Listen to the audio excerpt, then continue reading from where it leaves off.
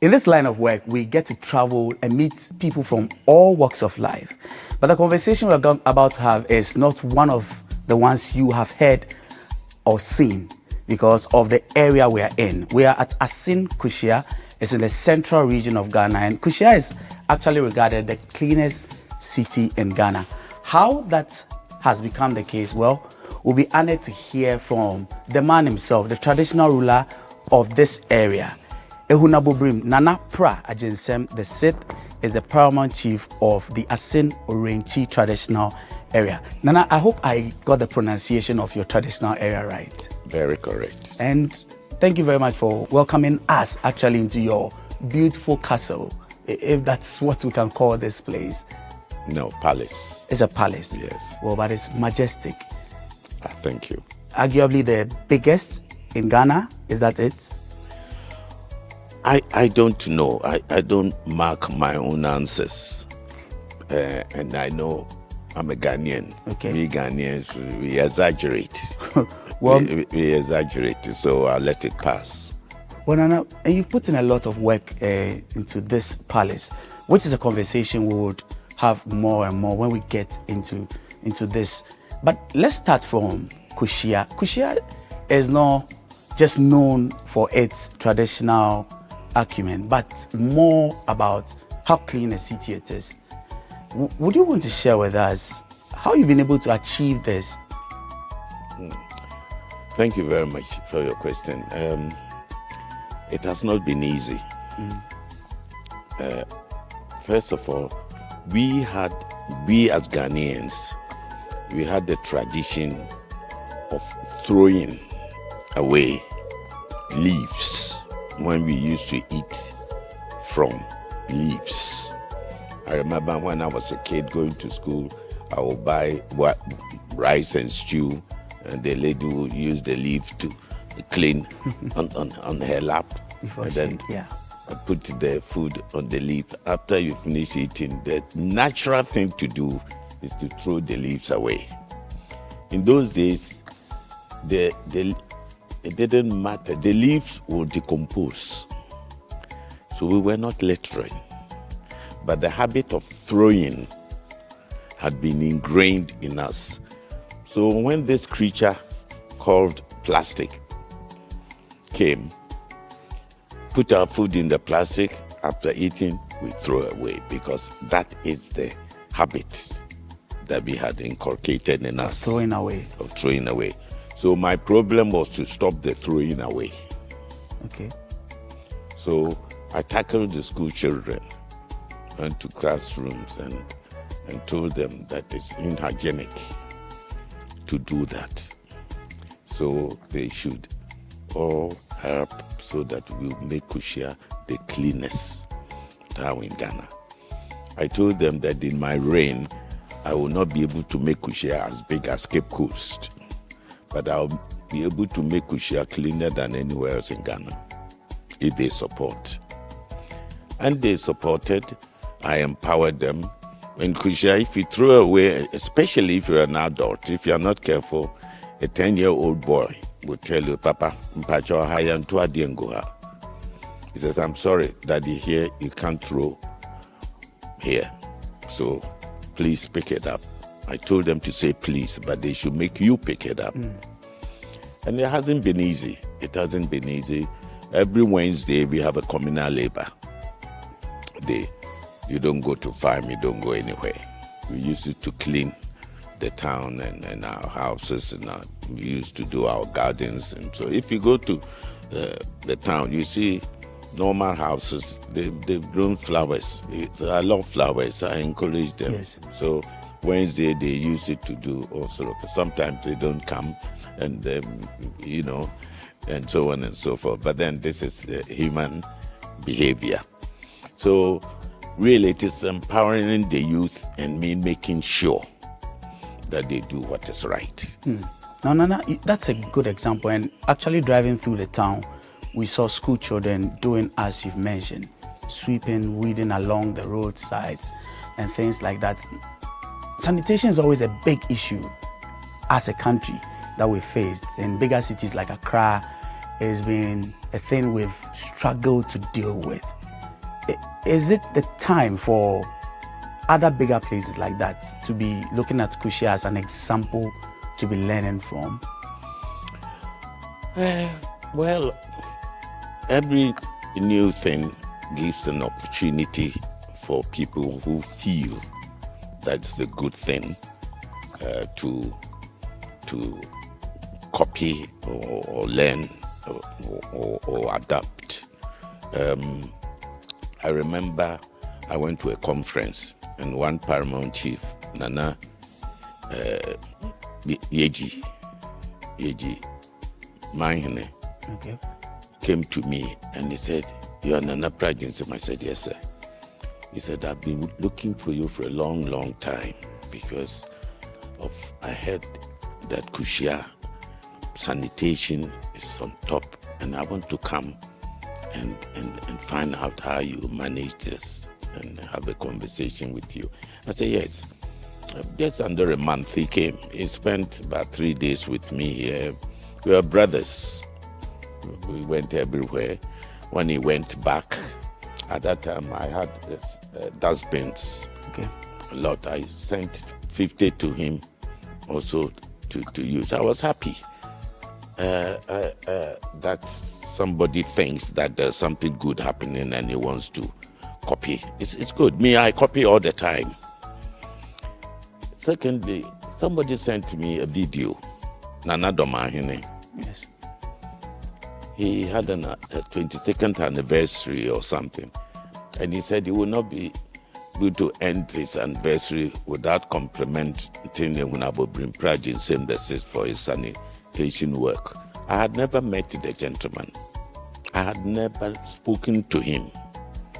And I thought, wow, this is interesting. About 3 months ago, Omahin of Suba in Central Region, he called me. He said, "Nana, I'm launching my sanitation program in my traditional area. Can you please come and chair it for me and talk to the youth for me?" I said, "Sure." So I went to Brownhafu. There I met Domahine. On my way to Suma, Okay. Domahine was sweeping with ladies playing music behind him. He was sweeping and weeding from town to town. Apparently, he had also been invited to Suma. Okay.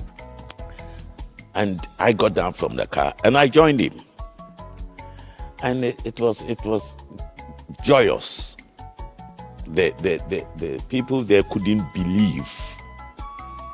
So finally, we ended up there, and the rest is history, so they say. So maybe we can learn from each other. First, we must learn to understand that there's nothing wrong in copying. In fact, Domahine's example to me demonstrated how confident the gentleman is. He's a very noble man. To have sat on TV and say that my celebration will not end until I compliment somebody as he has never met. This is deep.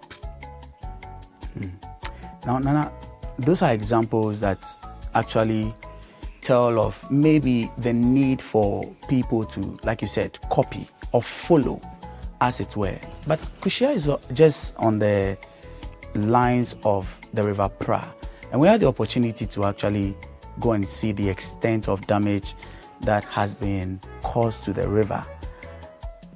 You have been here as traditional leader for a few decades. What was the situation then and now, and how worrying a situation is it for you when you look at what the state of the river is today? When I was installed as a chief here, I was taken to River Pra as part of the tradition, and I had a bath, let's say. Okay. And when I got there, I was quite reluctant to go and have a bath with all these things that they've mixed, in the bucket and so on, because I saw the fishes. Clear water. Clear. The water was clear. Clear. The definition of water, clear. And then something came called Galamsey from the north side, and damaged the water totally. You can't see, it's like Milo. You can't see anything. And I believe some of the chemicals that they use are also poisonous to the fishes in the river. And so I can only say this in public and say that Galamsey, it is not good, it is damaging the whole country.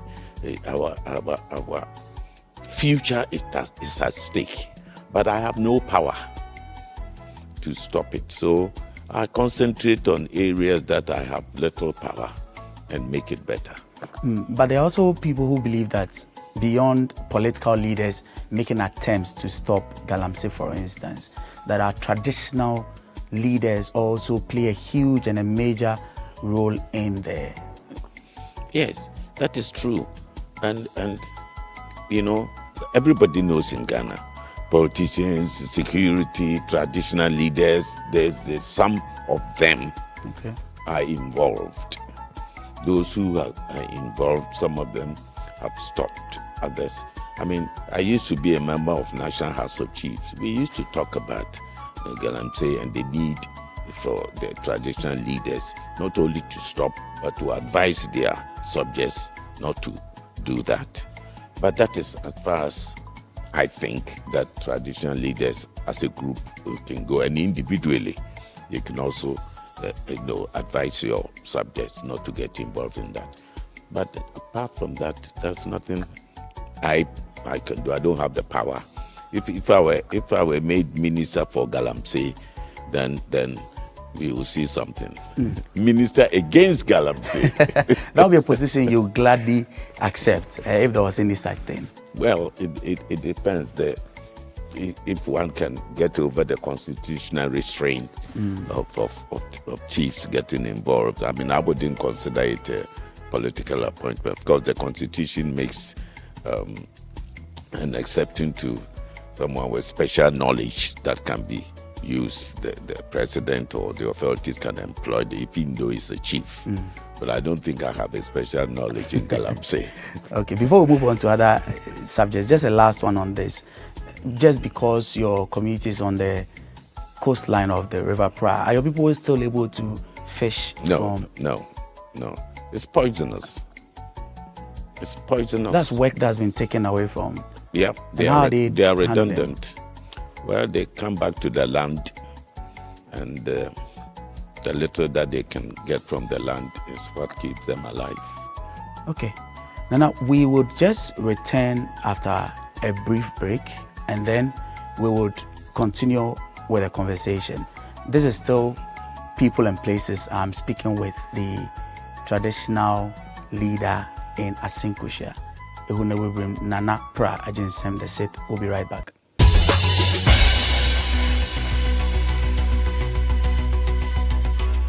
Luckiest,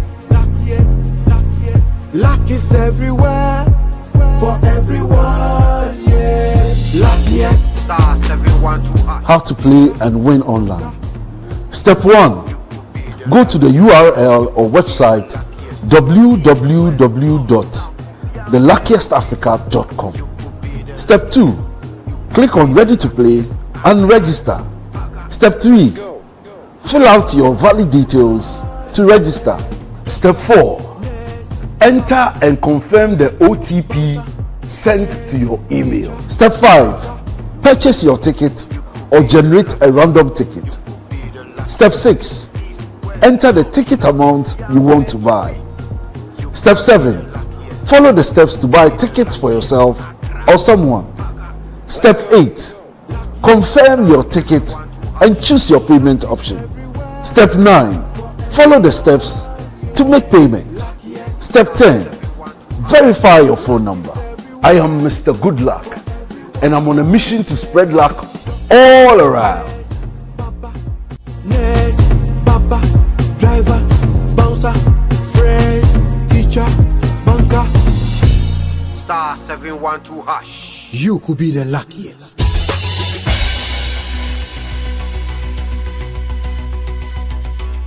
Welcome back from that short break. My guest is Nana Pra Ajinsem the Sixth.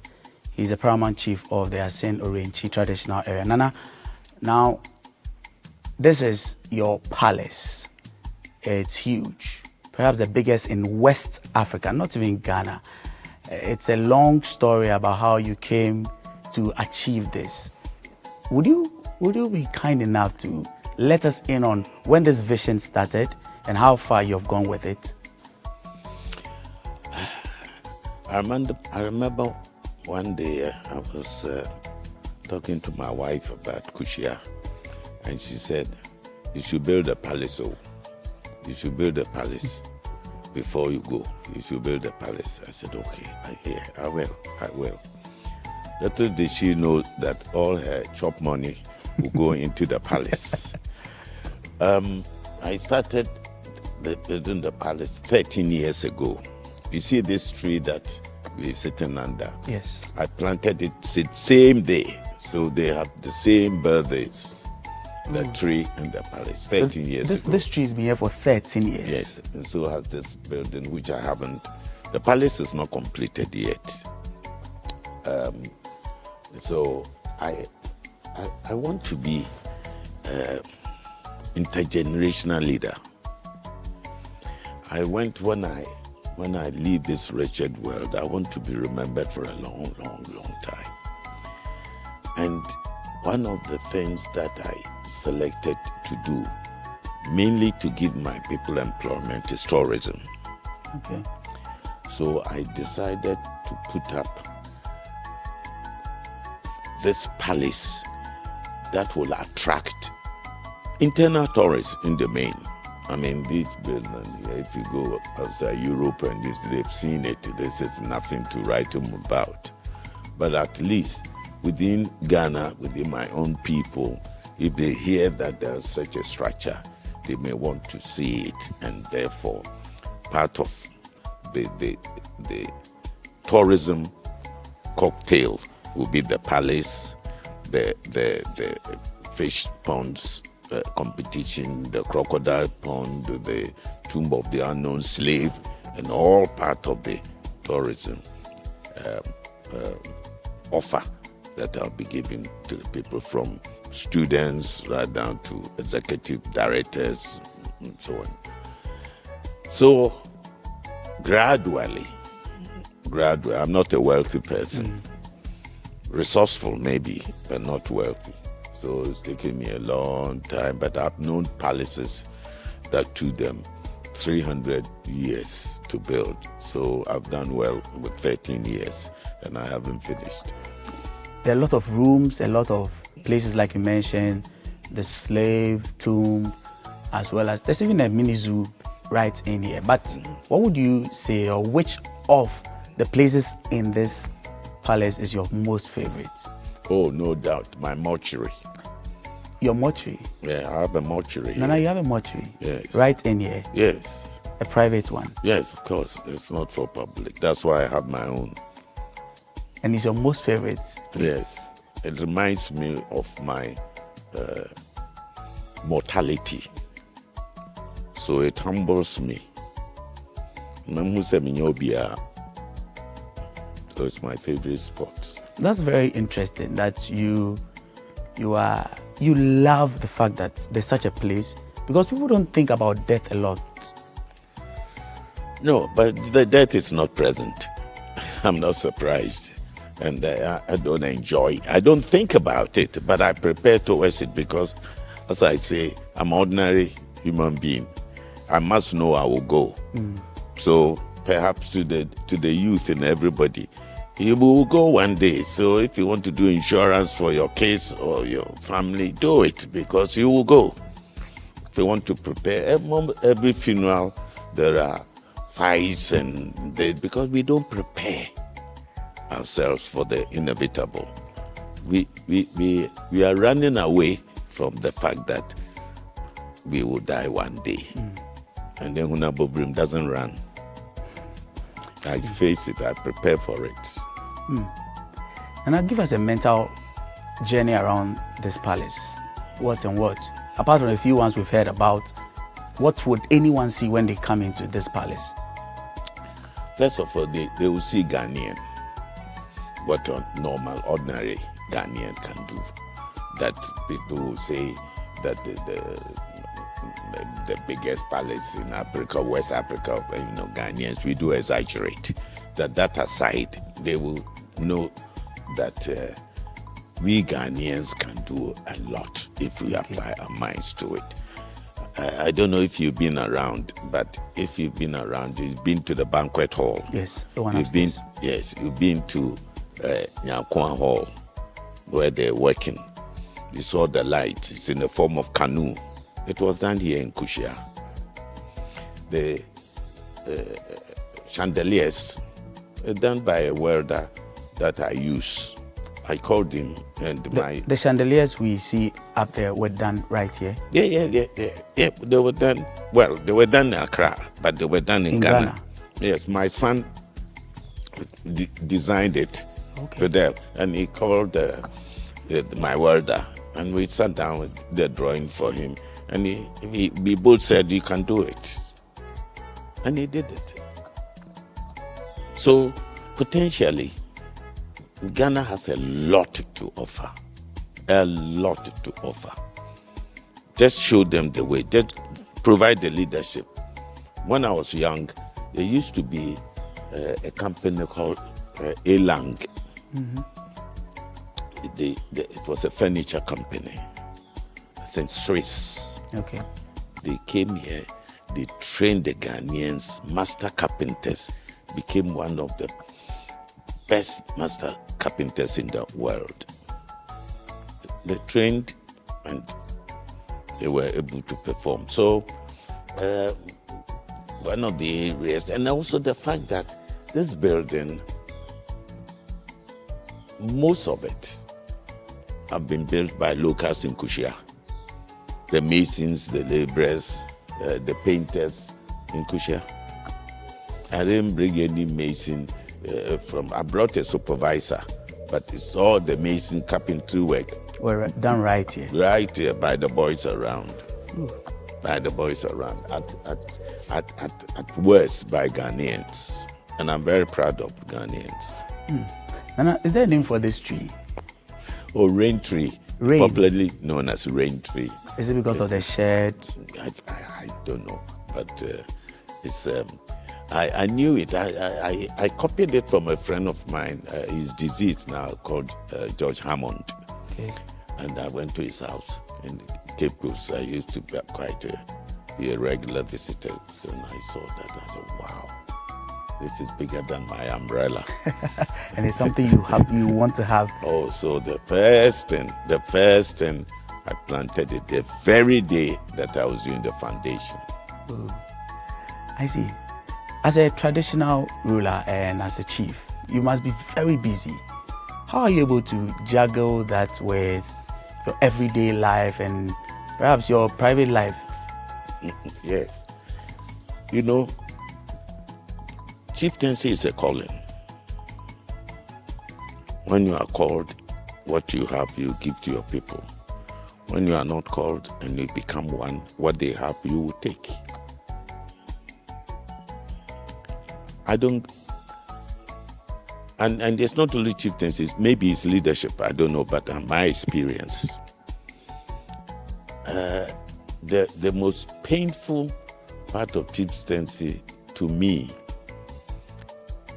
is loss of privacy. You know, I like to enjoy myself, you know, with my friends, my family. Then, you know, we go to a place, we go to a board meeting, let's say Takrady. I have friends who will come on and let's go, there's a spot here, let's go and have fun. You enter the place, somebody say, oh, Nana, good evening. That's the end of the evening. Takes away all the fun. Yeah, it's gone. But are you able to juggle it? You've been doing this for decades. Have you gotten used to it already? No, you never get used to losing your privacy. Never. It's very funny. When I used to live in England, and when I read about the royal family pleading for their privacy to be preserved. And I just say, but what's the matter with you guys? You are people's people. And maybe they would like to know what you do. Then I realized that, I see. It must be separate indeed. It's the worst for me. Maybe it is because of who I am. Okay. Maybe for other leaders, that doesn't come into their equation because they don't like the life that I like. So they like staying at home and being proper, so nobody will find them anywhere that you're not supposed to be and say good evening, Nana. And it messes up everything. Yeah. Nana, are you a king? Yes. But we've heard this argument over and over again. People refer to the Constitution, for instance, that does not state anywhere that there's any king in Ghana. You consider yourself as a king? Yes, I do, because the Constitution of Ghana aside, the word itself is an English word. It is not a Ghanaian word. You can't alter it. The English man or woman who speaks the language defines who a king is. And he says that a king is a traditional leader from out of hereditary. Mm-hmm. He must be a male and of no superior. Believe it or not, I'm male. Okay? Okay. And I'm occupied this out of hereditary. Okay. And I have no superior over me. So by English definition, I am a king. But I don't care what title anybody gives me. But that's a straightforward question. And that's where perhaps I have a disagreement with my brother Domahine. He doesn't define it like I do. I use English word. The English said from hereditary, male, and of no superior. I sat here because I was a prince. Okay. Okay. And I'm a male. And I have no superior over me. Nobody, no human being, it's in terms of chieftaincy, superior over me. No human being. And that makes me a king. Now, call me whatever you really like, I don't care. I mean, I'm more interested in developing and making sure my people are happy with me than the semantics. So yours is really got nothing to how you are referred to. No. It's in the practice, what you do. I happen to be a lawyer. I never allowed anybody to call me a lawyer. Never. Okay. And the calling is not what matters, it's the speaking. People will know whether you are or you are not. You understand? Yes. Right. Well, Nana, I couldn't avoid seeing a very beautiful thing here. It was a carriage in this palace. Yes. The type we would see in England. I mean, the last time I saw something close to that was during the funeral of the late Queen of England.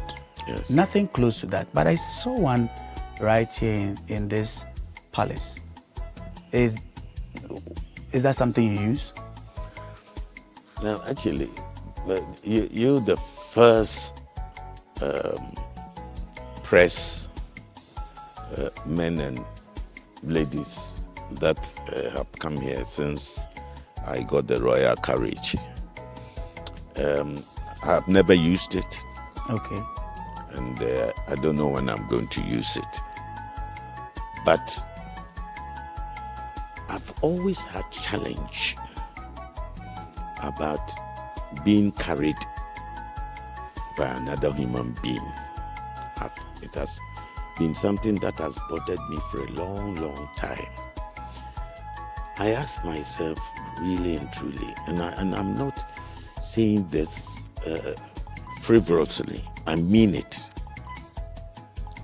that another human being carrying me, I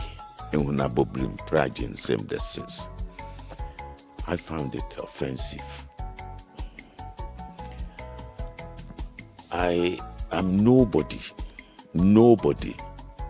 to have that privilege of being carried by another human being. I know that it's a tradition, it's custom, but there are several practices that we have stopped.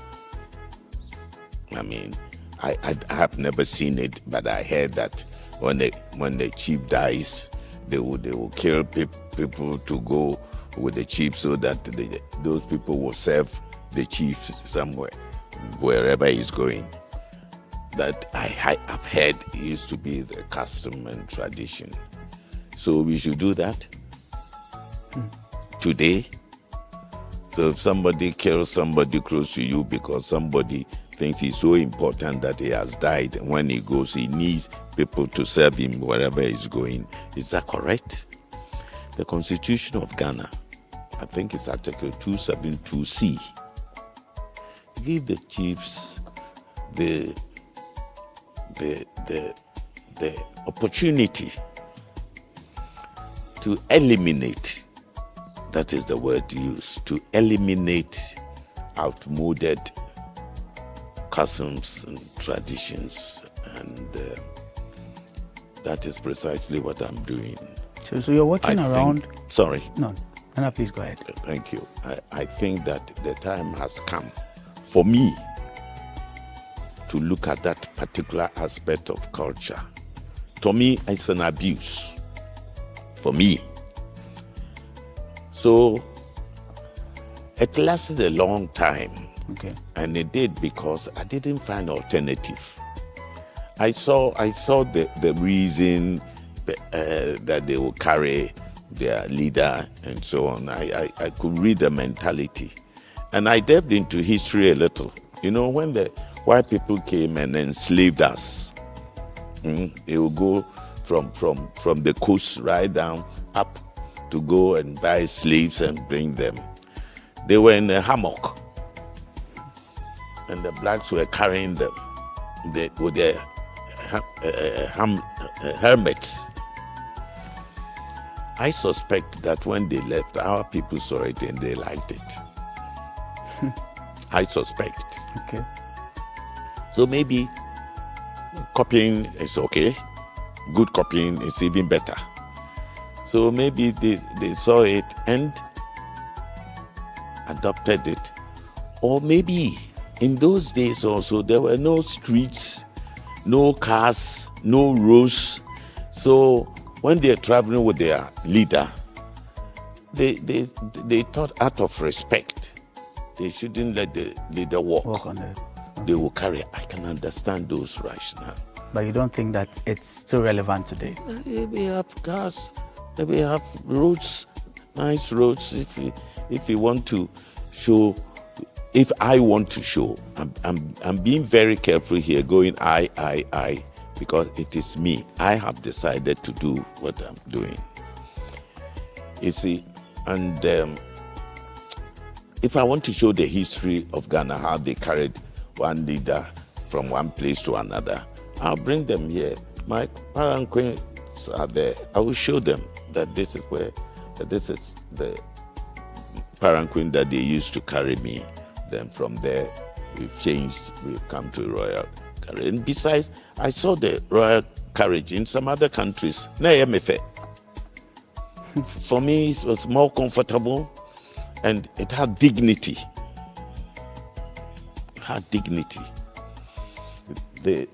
Some royals use horses.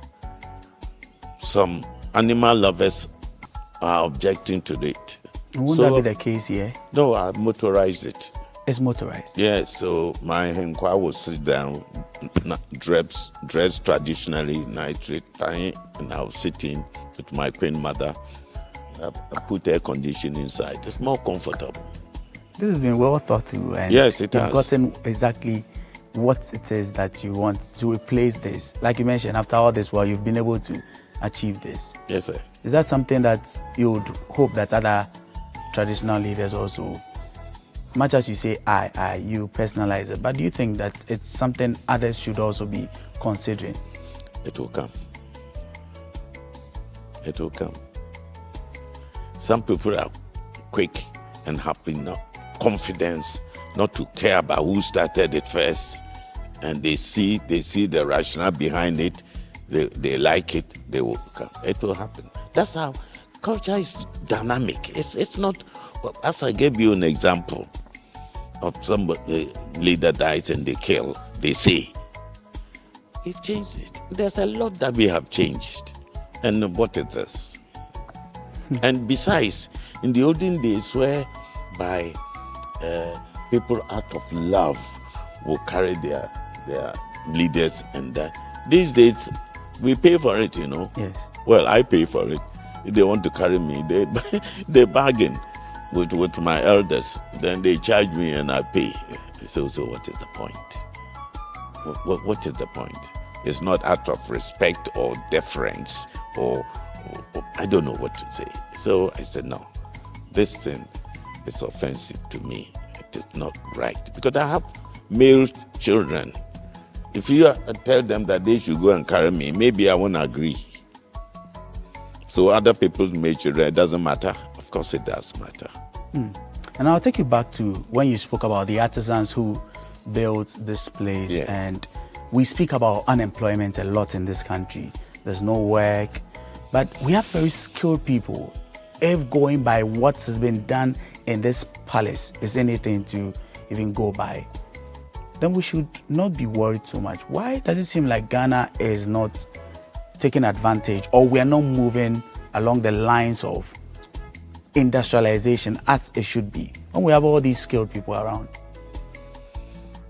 I think that really and truly, honestly, I'm the wrong person to answer this. I don't have power to I mean, the little things that I do here that will employ the youth within my limited resources have done, but most countries are managed by governments, not traditional leaders, politicians. So I leave it that with them. I'm not a politician. It's at the doorsteps of politicians. Yes, I don't know how to do politics. In all of the things you've done, have there been any particular figures or traditional rulers, anyone across board or sector that you have looked up to, who have influenced some of the things you've done? Oh, all my life I've learned from the best. And whilst those that I have learned from, I have never even met them in my life. Okay. I hear that Yasantua was a brave lady, and if I get the opportunity and I get a book, I will read. And from there, I may learn a lot. There are people in the world, international, that I have admired, that I have read their biographies and I've learned a lot. And I have Ghanaians. This palace, the basic idea may be mine, but where it's ended up, it's not. Because I have friends who will come here and they say, Nana, if you did this, don't you think it would be better? Think about it, it's better. Just demolish and do it. So I've learned from various people. Various. And the reason why I cannot mention, say in Ghana, I cannot mention people's name, not because I want to play funny. No. I will mention just like that. Especially those I've learned from, they have helped me. The reason why I can't do that is that most people whose help I've appreciated are people who helped me during my socialization process. when I was a kid. My mom, my father, my teachers,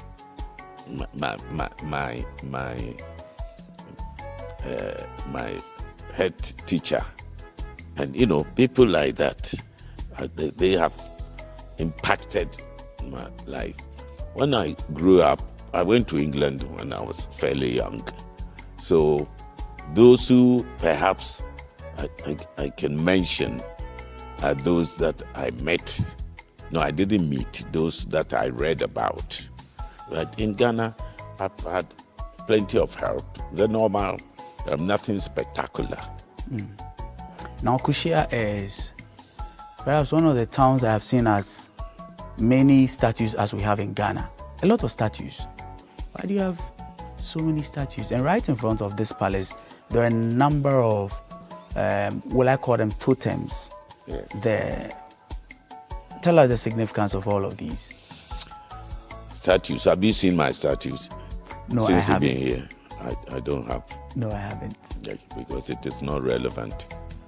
The totems, as you see, it's part of the design for the palace to show what Africa can do and to tell the story of how deep our philosophers, our ancestors, when they give you a creature, when they tell you that they give you a proverb, that there's a creature who has one head and two heads and one stomach. And yet when you put meat there for them to eat, they fight over it. I don't know of any country that has produced philosophers that have reasoned that way. So that is why I'm demonstrating, I'm exhibiting the primitive intellectual capacity of my ancestors. You have a crocodile pond just right outside your palace. Why are you keeping crocodiles?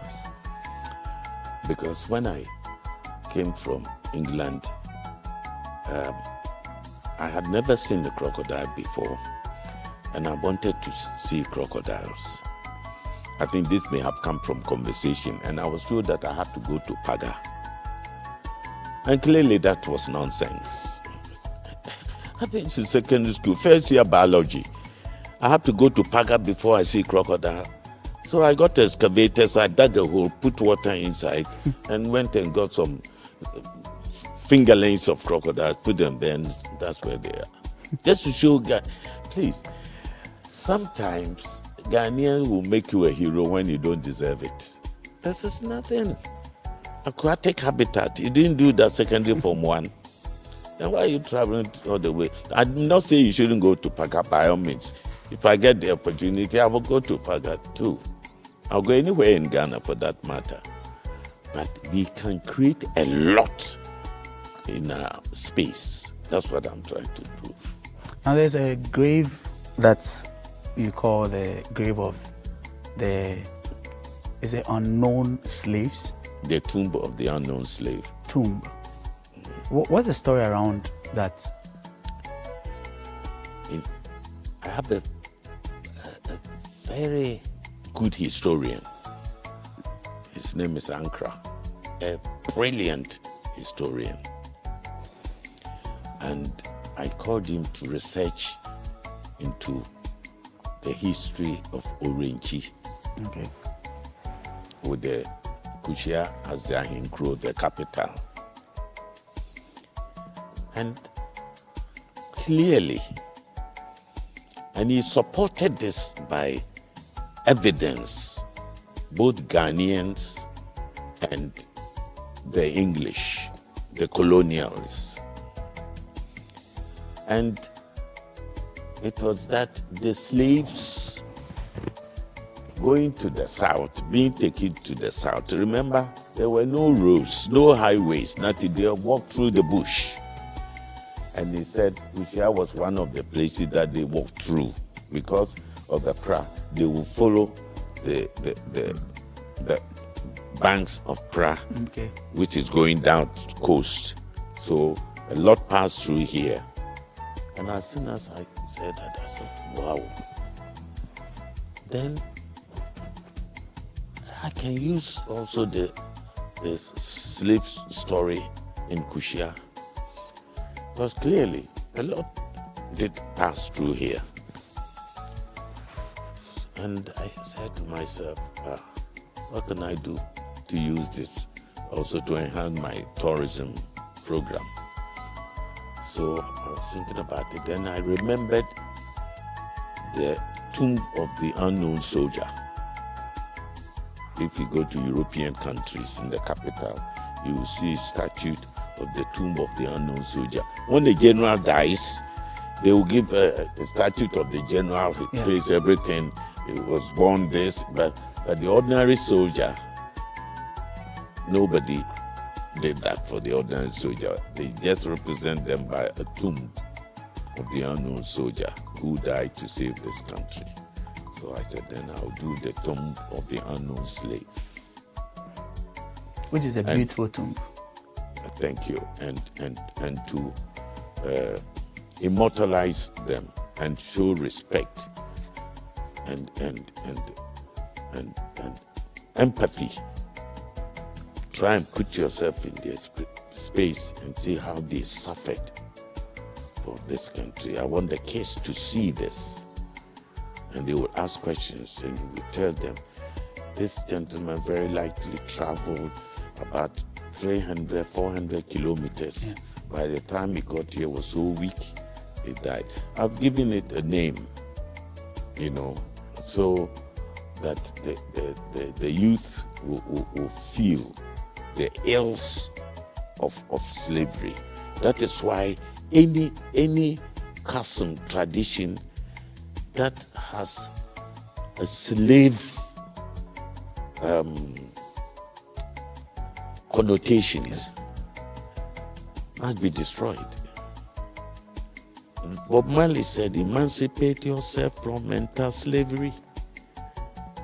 It is still there. And we ourselves, we use that when people get positions, they use that to suppress. They use that to enslave. We haven't emancipated ourselves from mental slavery yet. So we use it every day. If you see a headmistress, when she appears, even teachers run away. If you see managing director, he goes in the lift, nobody can go into the same lift. Hey, if you see some minister coming out of that, hey, let alone with AK-47. Now, this may not be necessary. The Kushia story is a beautiful one, I mean, without a doubt. And if anyone was coming here, what would you want to tell them? Or what kind of memories would you want them to live here with, beyond the obvious? What is obvious to you may not be obvious to me. Apart from, we've passed the sanitation, now we are in the pretty state. I want Kushia to be the prettiest. Prettiest. Yes. The neatest and the prettiest. You saw the flowers, the yellow flowers, and I had these flowers there. When they were doing the road, they just destroyed them because they expanded the width of the road. And so I just want the person, I'll have a signboard, leave Kushia as you found it. I want the person to have a mentality that he's going to replicate that in his own village, town, hamlet, whatever. That's what I want. Ehunabubrim, Nana Pra, Ejensem, the set. Thank you very much for speaking with us. Lengthy conversation. I have learned a lot from. I know I've stolen a number of things I want to replicate in my house one day. And now we are grateful for the opportunity. It's such a great honor. Thank you once again. Thank you. Thank you for coming. So that's been our guest, Nana Pra Ejensem, the Sit, traditional paramount chief of the Orenchi traditional area. Thank you all for joining us on this episode of People and Places from Asin Kushia here in the Central Region. Until another time, be kind to one another. My name is Eche Atisu.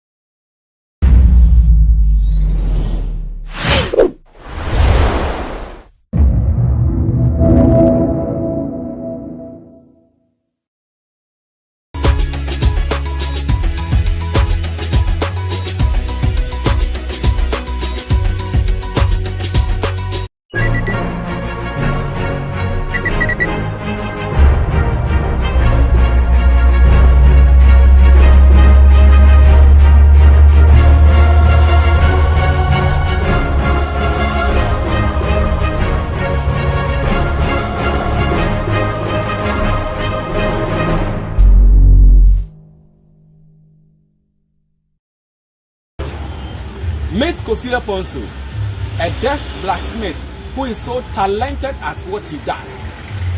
Now, as a lot of people come to him, how is he able to communicate to the people to understand?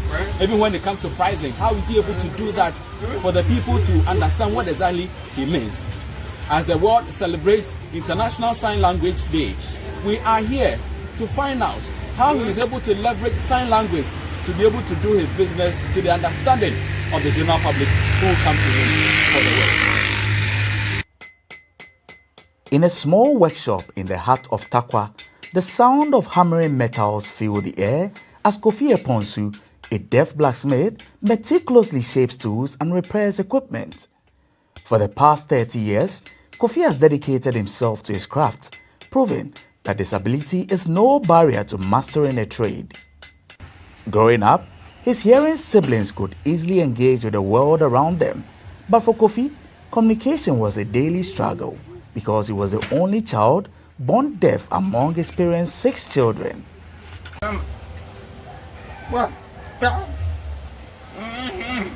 So our firstborn was actually a hearing. He was a male, and then same to the second person. And then the third born was also a hearing. The fourth born being a girl was also a hearing. And then the fifth, the same thing, a girl and a hearing. But I was the only one born deaf.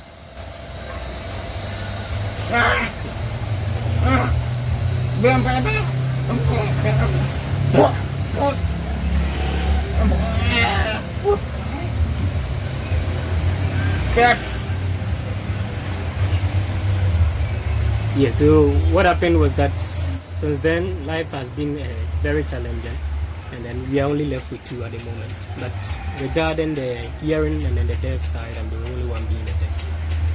Speaking through a sign language interpreter, Kofi Eponsu told me that he came to Takwa with his mother from Accra and he decided to stay there in order to make ends meet. Kofi sees his job as a gift from God because he didn't learn it from anyone, neither did he go to school to learn it.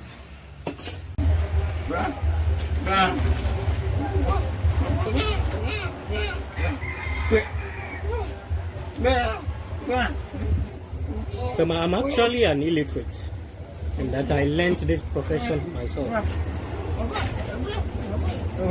Due to my illiteracy, I was thinking about what to do, especially on the issue of employment.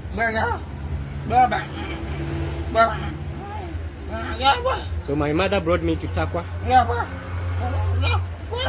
and then a lot of my family members didn't know that I was around. And I personally didn't know the living conditions in Takwa here. So my mother left to Accra, and then bought new tools back to Takwa. And then I started mounting the structure. I continuously prayed to God. And then gradually, so we have some tools or some items that I used in the past, and they were the things that I began with.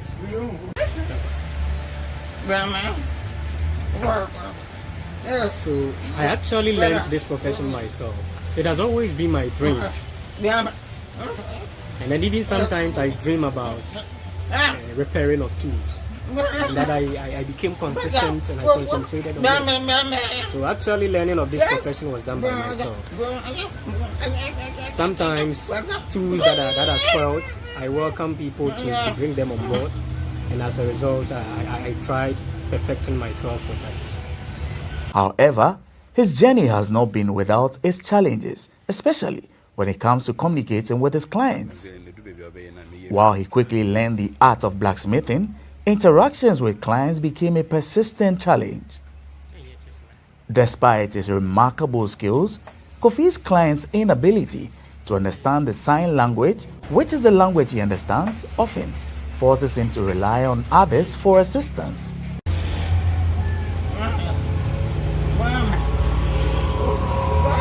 Now when the the person comes and then speak, I may not hear.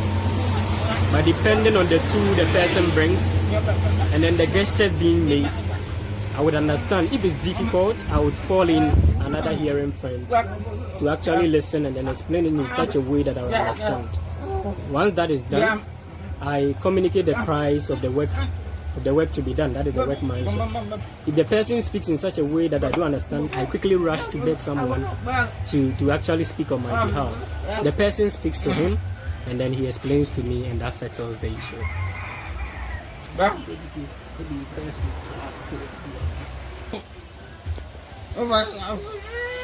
I actually have 2 hearing people that normally assist me. In case one is traveled or one is not around, I call the other person to come in to assist.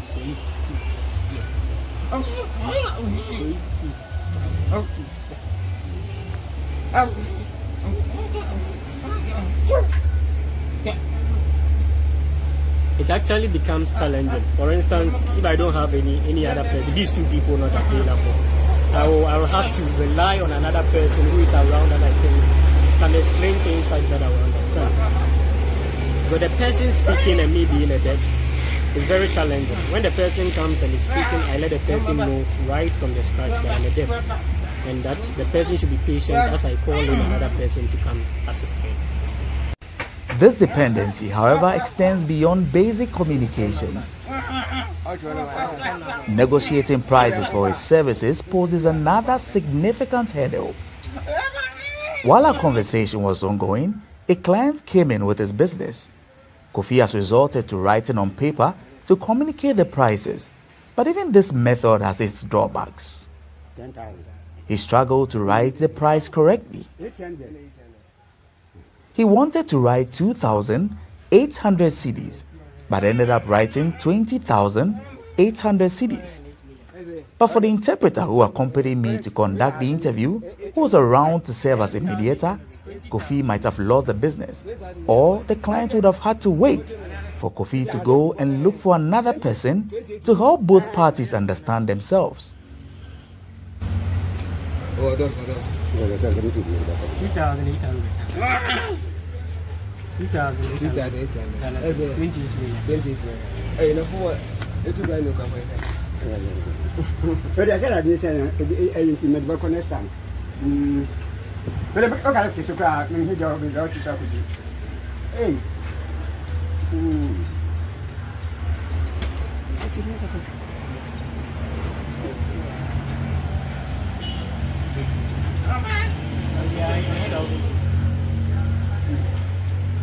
that's not going on. I'm really Jamaica.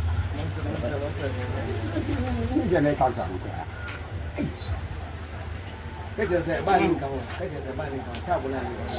What's that band yet? Where the Mamma Bufu? Mata.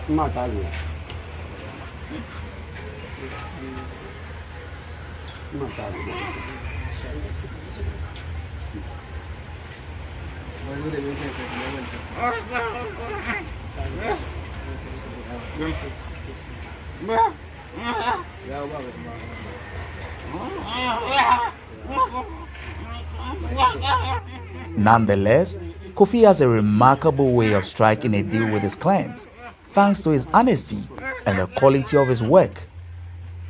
His reputation has earned him the trust of many, and even with the occasional misunderstandings, customers leave satisfied.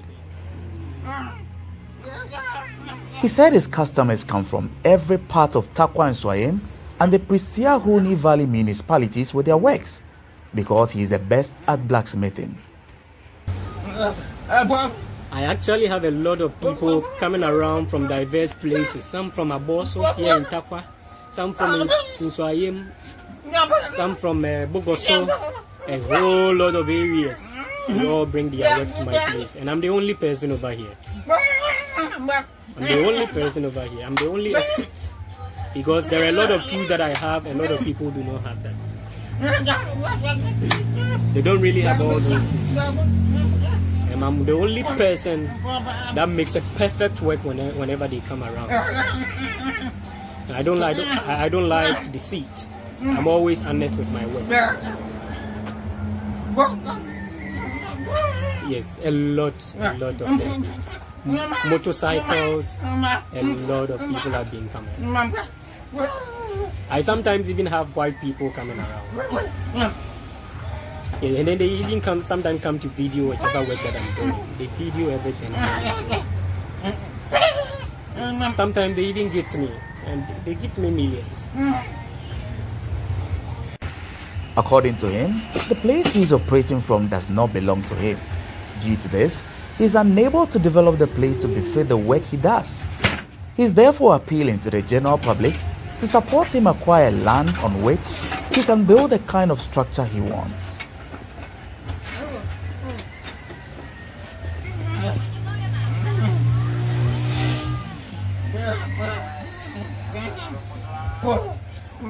This land is actually not mine, but that of my master's, and it's my aim and my goal to actually own my own land in order to build a project or start this project such that it will actually showcase the work that I'm doing over here.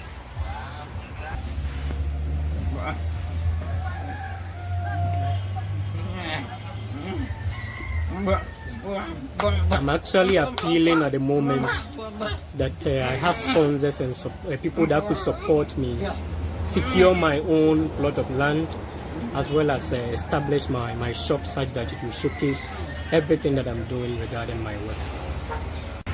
But for Kofi, the challenges he faces every day go beyond his workshop.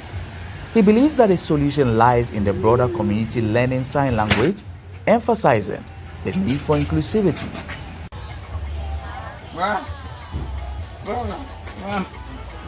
When hearing people come around, they try to speak, and I have to go beg someone to assist in that regard before I understand. Now that is really a big challenge and a big blow for us. Normally, it begins with gestures. He does his, and I try explaining the cost involved and everything. So we are pleading with the hearing community to actually be serious with the studies of sign language in order to help with our work. Thank you. As we celebrate International Sign Language Day, Kofi's story is a reminder of the importance of breaking communication barriers between the deaf and the hearing community through the learning of sign language. I have come to Sign Language Empowerment Silanem Academy, an organization which is helping in the training of sign language in basic schools in Ghana, to find out the progress made in the learning of sign language in Ghana so far. According to the Executive Director of Silanem, Richmond Baidu, the government and some organizations are making some interventions toward the learning of sign language. Okay, so I think the government is doing a lot when it comes to the issue of sign language studies. So for instance, if you go to the nursing and midwifery training colleges, if you go to the teacher training colleges, there is the teaching and learning of sign language in all these institutions. However, there are still some gaps that need to be filled, in the sense that these institutions, some offer them only for a semester. And I believe that this, in my own opinion, isn't going to help. Because once they move to level 200, level 300, everything had been forgotten. So I believe that making it compulsory throughout, from level 100 till they complete, will go a long way to assist, such that once they complete or they graduate, they can be of help to the deaf community. The next thing we can also talk about is in relation to the Ghana National Association of the Deaf, which is NAD. NAD has also introduced a professional sign language training at the University of Cape Coast UCC, where professionals, those who want to become professionals, also go there to have formal education. However, there are still hitches, in the sense that you can imagine if a person who is a newbie or someone who is now learning or picking it up, it's going to be difficult for such an individual, and hence there should be avenues for new students to actually acquire sign language education. Also, National Association of Sign Language Interpreters Ghana, which is NASLIM, where I serve as a secretary, I believe that they are also doing their best by mobilizing all interpreters within the regions in order to be of help to the deaf community. Richmond Beidou is advocating for the inclusion of the teaching and learning of sign language in the curriculum in the basic schools for students to learn the sign language, just as French is studied in the basic schools. He noted that his organization has begun introducing sign language in some basic schools. Through this, the organization has been organizing sign language quiz competitions for these schools to test their sign language fluency. Mr. Beidou believes that when the needed support is given to organizations to help in sign language training, the communication gap between the deaf and the hearing communities will be bridged to bring harmony. B, C, D, E, F, J, H, I, J, okay, F for what? F for, some of you are reading, some of you are less reading, okay, let's go this guy, F for. So we are hereby advocating for the teaching and learning of sign language across all institutions, especially our basic schools. We believe that the introduction of sign language in the basic schools will help take off or unveil certain misconceptions that the society has about deaf individuals. Since these children are the next generation, we believe that even if the persistent issues are difficult to be dealt with, handling these children will help do away with these challenges that we are facing. We are hereby appealing that the government should try its possible best to include sign language as part of the school's curriculum. Just as French has been made compulsory now, we believe that it is possible to as well include sign language as part of the education curriculum in order to foster an inclusive society and also help the deaf community.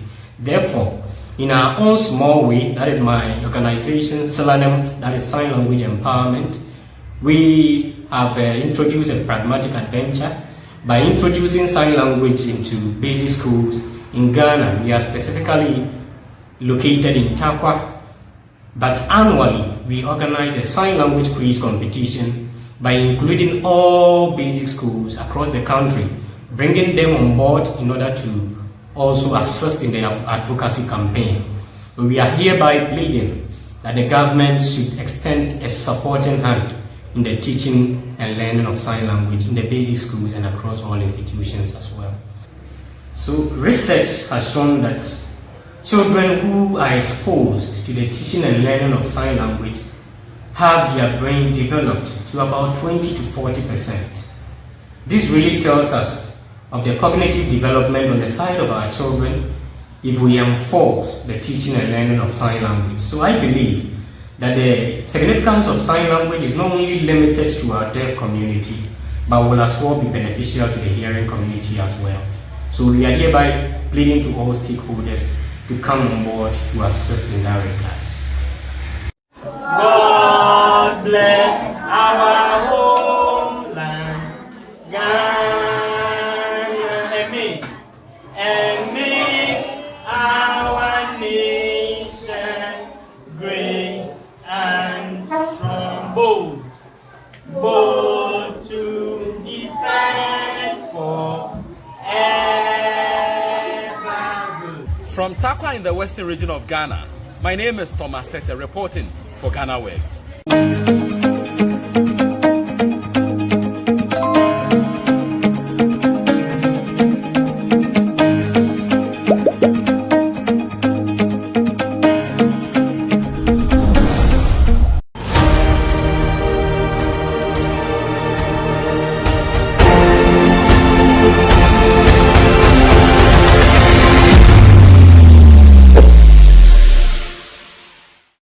Isaac traveled all the way from the Volta region to the Greater Accra to find something and do for himself. Today on this episode of Everyday People, we speak with Mr. Isaac, who sells plastic bowls and, you know, water bottle and all of that. I want to find out why he also decided to take up this business. My name is Victoria Chebafo and this is Everyday People. Join me, let's speak with him. Pacho, within the same. Isaac. See, Ushe Juma we have say Achepa. Ache. That's how many years? More than 15 years. And 17. 17. And see, don't market on me and why I be Musame. Okay. We started free Bando. Bando. And I made the bar first. I'm a sako. That's what I mean with the bar.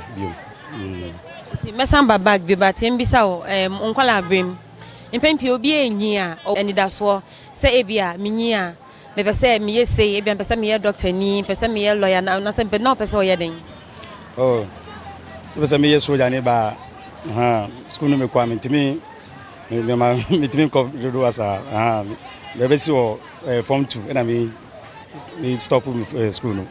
JHS2 and what's it? JHS2 and SHS2. JSS2. And I'm starting my business. First, let me talk first. And I mean, be free. Kumanzaba or the bus na bus ni be about so. We suska umunti, ni be buano ne o cherememu. Okay, and I'm be buano. You call chinsa, you call tamale. And I'm saba. It's kind of minyana mi ba start work. Accra, and I'm the pork bando. School no owie JHS2. Na ebia sike ni fia na say na wasoye den kakra nti na won peso be ko. Na asoye den kakra me angasa na me pese me nko. Ani nti na wasoye den. Also say be start business no na won say me nya kakra umti na ma start na stop school no. Na sata na we di be sen. Now age now we. It was if I say 2022 at age 20 no. And a Juma eba when you so precope. Yeah. A man is an our phone, so parents are taking the same. If Papa and Mammy, there's a young woman, a veteran, my auntie back war, Bando, no, Baumu free, or more village. My friend one said, Bumbula, and all on more. Timmy, auntie on a mitra or Bando Nankasa. See, a woman once no one chain cry. The Trump Chenga cry, when you start too much. See, one to home, one to home no be introduced for Saye Jumanana. Yeah. Name was schooling in answer me Tom Fools, Ama, Obiansa. Answer now, businessman we have about 3 months of answer me, Medinity. Oko school and opa now abeton force and answer now. Yes, because school and opa, we are no about abeton force or market me. And school no more time, Ben. Oh, by that time I say 1:30 that way. We are 1:30. Okay. No beton force now for up to enumerate and I just 6 o'clock na. That time no na and one now dey detail school fees and answer then. Oh. Me auntie to school fees mama. And I'm papa to Mr. Nisco ama me auntie no. Ti ani tana o ton force o papa and no auntie to school fees and na identity now. Aka some business woman me business. Me me tiaso kra me auntie me mama nua ba kokora ho no to nyaadua ntimi gini nyaadua market a de chi o market ni na amano e bia wan sakra metimi tu sakra metimi to amano e de nti sa de ni nyina wo memu metimi kwara brem nti after JHS said I can JHS too na sha say we yes sa ejuma we nti wo yere number bacha nti for 17 years here o ton e plastic bowls e de na betumi de say su bo aka say me Isaac me share ejuma we so etumi ay say ni say okay. Masi me papa fie anya mi na meto asase no ba masi dan chimba wo miensa wo mo mu fie wo no na nsa wo nso mato asase wo no da float bi wo no nti dan na 3 chembe ho no when we sia ma wo fo ma me no o papa na mi papa de wa fremu ba masi wo fie no keke sa anya mi na meto asase anya we ni nti sasa we sia ma ebusua. Masia mabusiano. Ana insawe mna hono mna ote. O da bi afina mbe ko hono afina mbe eya bibi kura hono. Nti o man so school no omo JHS SHS. Ba ku de o ye JHS no na se ya afina be ko SS no. Ba de omo ko ebi o phone 1 ebi o phone 2. Questions where I met a bisanko for pa, obi wo no ma. E bia isan se went to me anko school nti no. Pimpia no onu ne ho edrum re bia, I say senka me go school and kanya senka me gina area so yes I do eto de bia eba wadwum say eh o ya san wintumi anto school ni so ana ampa ye me pa because say na person as we I didn't person me o my brother mo meet me because business na at times e kwa e kosa na asaba from what they say na start ntia nka government work bi ana bi me year e be bua me che ba business so e ye de nti aheya na de bia oba obe park wana aheya ba try nti me hu say cars twem na wo say wo pia na wo nti eno sa na yesa oba e ban sa wo ye den mini station bi anti za cars be twem na ma apia ma mo na we pia na ka ni twem yes I am to say mo amoton ade ye tax ni we film so ye gi bi film some oh ye bi ye gi pa ye ba be gi like every day bia ye jo say oh one city ticket no nti what ba market one day bia business na like yan toshe kra abana sada oh and there oh remember me say obeto ba de bia sika no person nya ho nya no sa ba nti in the go to me share ahia ya unya in the day ye mi profit na profit and that's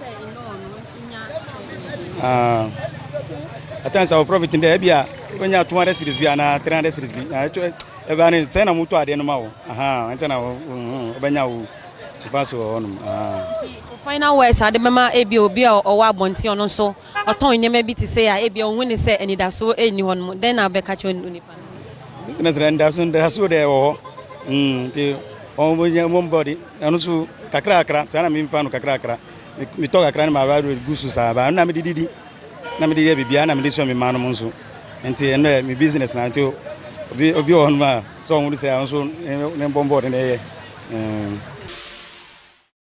This is the story of Isaac from the Volta region. It has been Everyday People on GhanaWeb TV. I'll see you in the next episode. My name is Victoria Chebafo.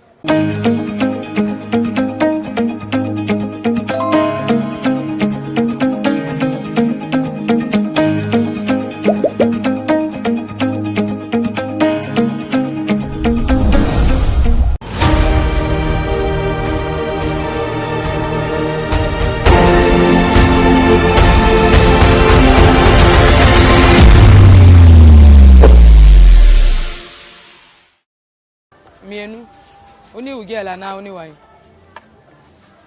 Uni girl. We nkwa. Me worry. Me pe girl ama. Why? Na umpe. Usika semnye. Usika semye ye.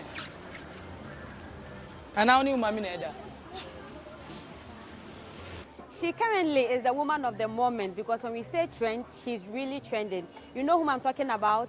Kokomu PhD. Yes, she takes her turn on Everyday People on GhanaWeb TV, and we decide or we talk to her and ask her the reason why she decided to go for that term and the reason behind or her motivation for selling porridge. My name is Victoria Chebafo. Let's have a conversation. This is Everyday People on GhanaWeb TV. Let's go and talk to her.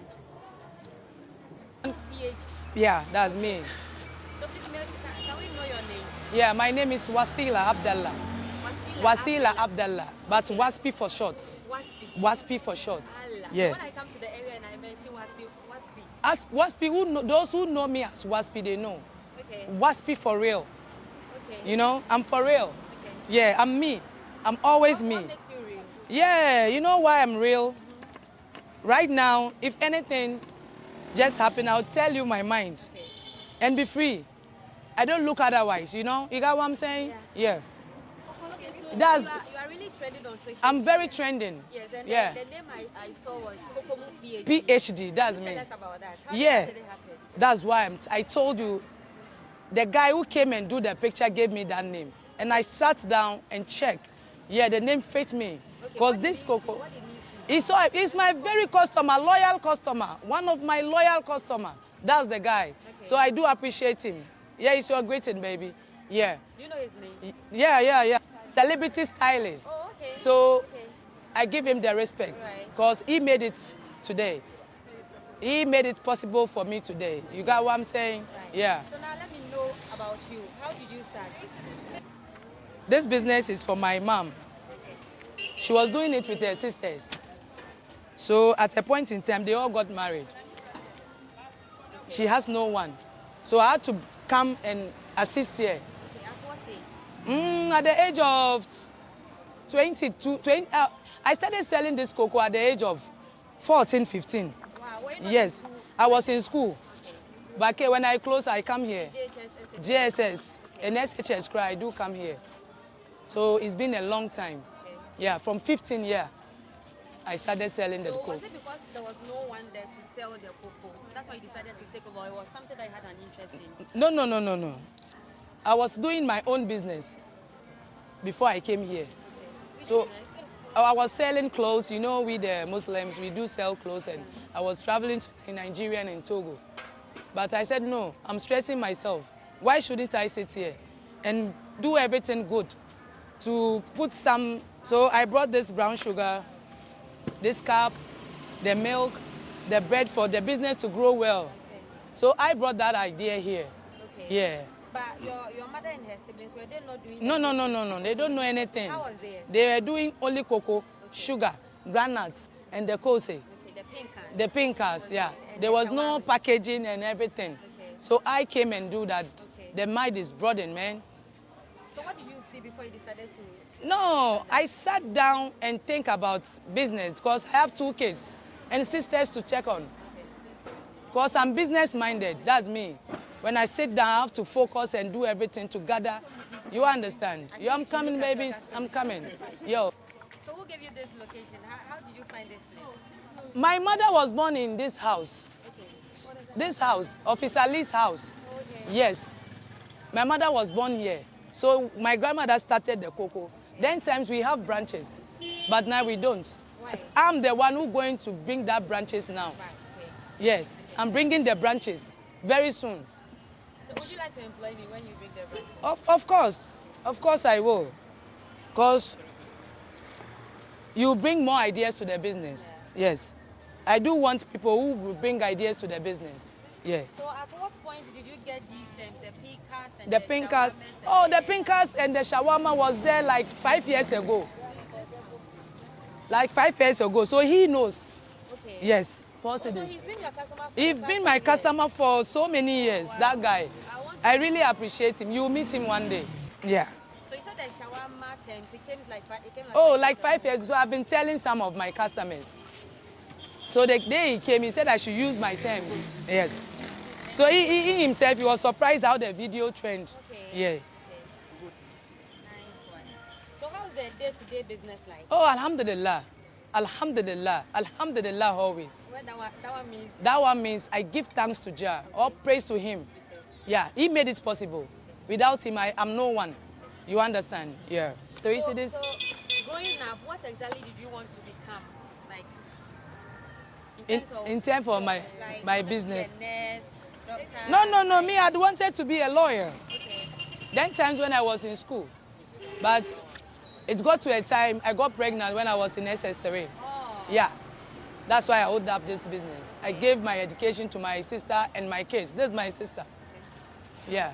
But why did you choose that when you No. The mind is here. The mind is here. But you still could have pursued your No. I can't do that. You can't do that. No. Why? When I'm in there, I'll be thinking about the queens.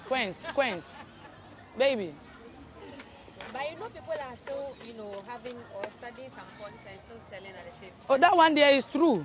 Yes. It's true. So you could have done that. No, my mind is not there. I took the mind off there long time. Okay. I took the mind off there long time. The mind is on this. So I do powder. When you want powder, I do powder for exports. Oh, okay. Yes. The cocoa powder. I do cocoa powder for exports and I do the dough too. Okay. When it comes to cocoa, I can do anything. Okay. Anything. Cocoa, anything I do. So when next you are coming, 3 cities. When next you are coming, I'll give you a sample of the powder. All right. Because I have no powder at home because of the raining season. Okay. Yeah. And you said you started at the age of 14. 14, 15, yeah. Okay. So for how long have you been doing Oh, I'm almost 40 years now. This year, December, I'll be 40. Yeah. And so it's almost 25 years ago. 5 years. Yeah. 25 years ago. So what specifically can you cost of that? Because I started selling this, I've been able to do this. Oh, I've been able to take care of my sister through university, and my daughter and my son. And I've been taking care of one of my family. I'm mother of all. I have many kids that I take care of.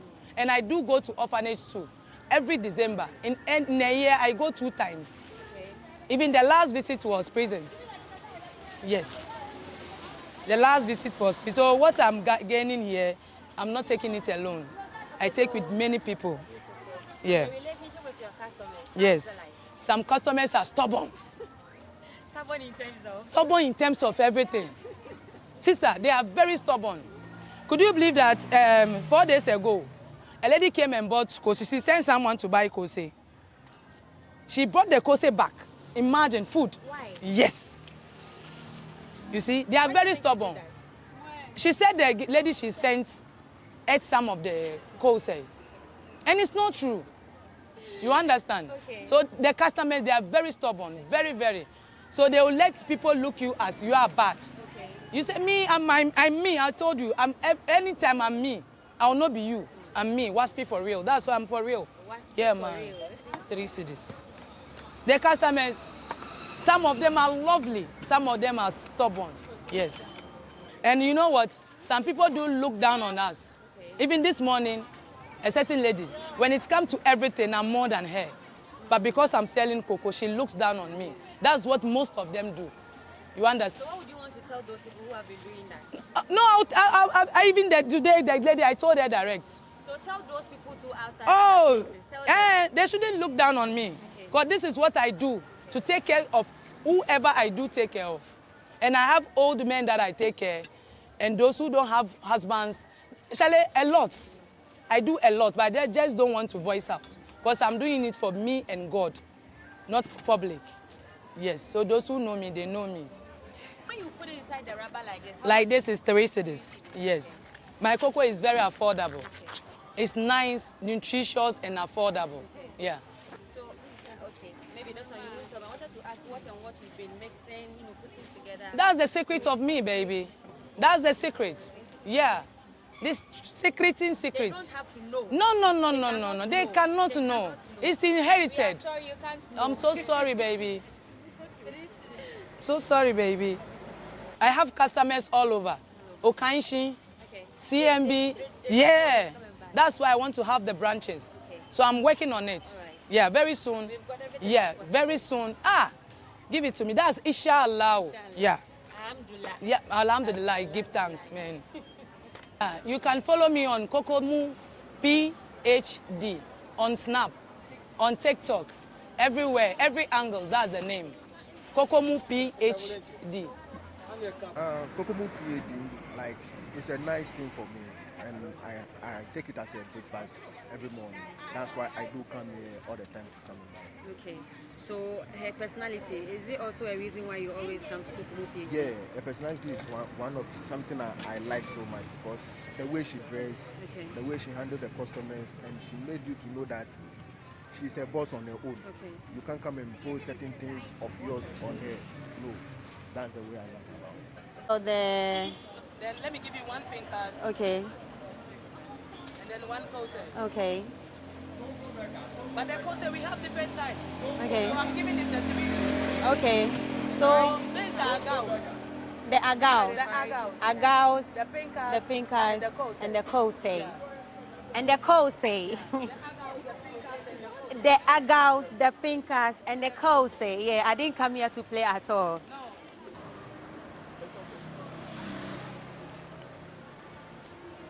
I cannot lie. I really cannot lie. She's really a vibe. Like I said, if you want to find cocoa anywhere inside the Accra Central Market, specifically the SIC Mall, at Makola, that is where she's located. This is how we bring to an end today's episode of Everyday People on GhanaWeb TV. My name is Victoria Chibafo. See you on the next episode.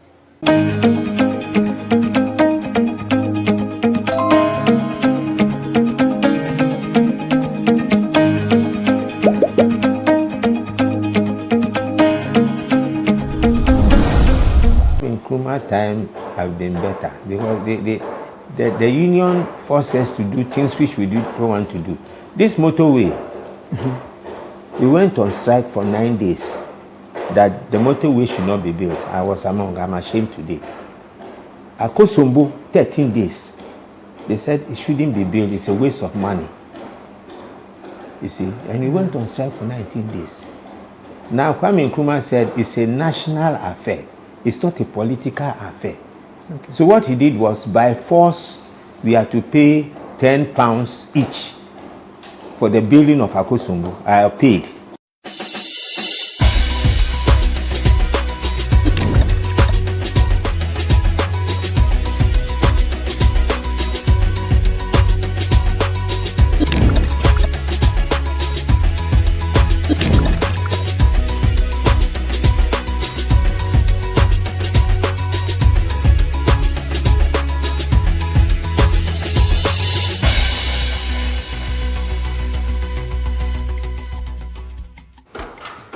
Experience, they say, is the best teacher, and it is always refreshing to sit with people to share their life experiences with you.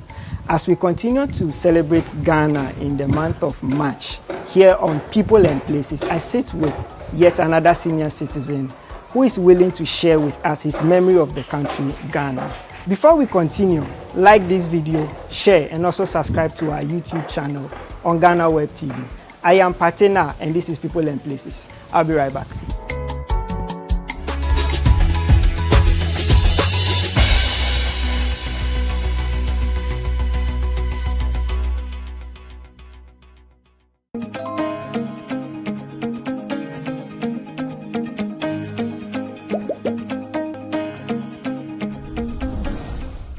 Welcome back from the break. You are watching People and Places on GhanaWeb TV. I am Patena. My guest for today is a very important man in the country. His name is Mr. Ernest Kokuquist. Sir, you're welcome. Thank you for having us. Thank you. It's an honor to meet you, and also to be with, share some time with the people of the old. Okay. Yes. I want to ask, you are 90 years. What have you been doing right? Advise us. Is it in connection with food or lifestyle? Lifestyle, maybe. Lifestyle. When I wake up in the morning, I do some 1 or 2 exercises. And I always remember my God. Because without God, there's nothing that you can do. So I do some prayers. Then I take my tea. At times I take lemon and hot water first thing in the morning. Before I take golden cocoa, no sugar, no milk. Okay. That's how I take my this thing. At times 1 egg or 2 or 3 or 4 times a week. And that is helping your health up until today. All right. First, I want to know, how was life like for you growing up? You've been around since the 30s. From my childhood, or yes, from my childhood. In fact, I didn't know my father. And my mother wasn't lucky. All along, I was working before I got to know my father. I was very brilliant in school, but the person who was caring for me, he also went on pension, so I couldn't continue anywhere. But luckily, I've completed elementary school, that's standard 7, 1953. Then, by God's grace, I saw an advertisement that railways, they are recruiting apprentices. So I applied. It's a funny story. When I was going to work, no shoe, no Charlie water, nothing, barefooted. So how are you going? Where's the money to buy Charlie water? So I just walked and I saw a European going, and I handed over my application form to him. But in fact, I've got a very good handwriting. When you look at the writing, he said I should follow him. So I followed him. Not knowing the man was an ex-serviceman. He started running, so I have to follow him run into his office. They gave me a very big book to write certain things on it. I wrote till I finished writing. Not knowing he was comparing, he comes from Scotland. Okay. He was comparing if it is I who wrote that application.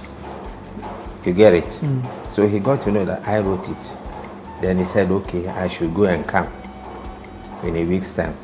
In a week's time, I go and come. Then he gave me, on one Saturday, that I should go and withdraw £5 for him. I withdrew the money before I came, the man was not in the office. Oh. And I don't know his bungalow too. So I have to go round to see him. No, he was testing me if I'm honest. So I gave the money to him. So he became my benefactor. Do you happen to remember his name? Pardon? Do you happen to remember his name? Oh, it's James Kenneth Shields from Scotland. Okay. He's the Chief Inspector of Works, Ghana Revenue. So they employed out of us 12. Vigorous exam. We are about 300 and something. They choose the first 12.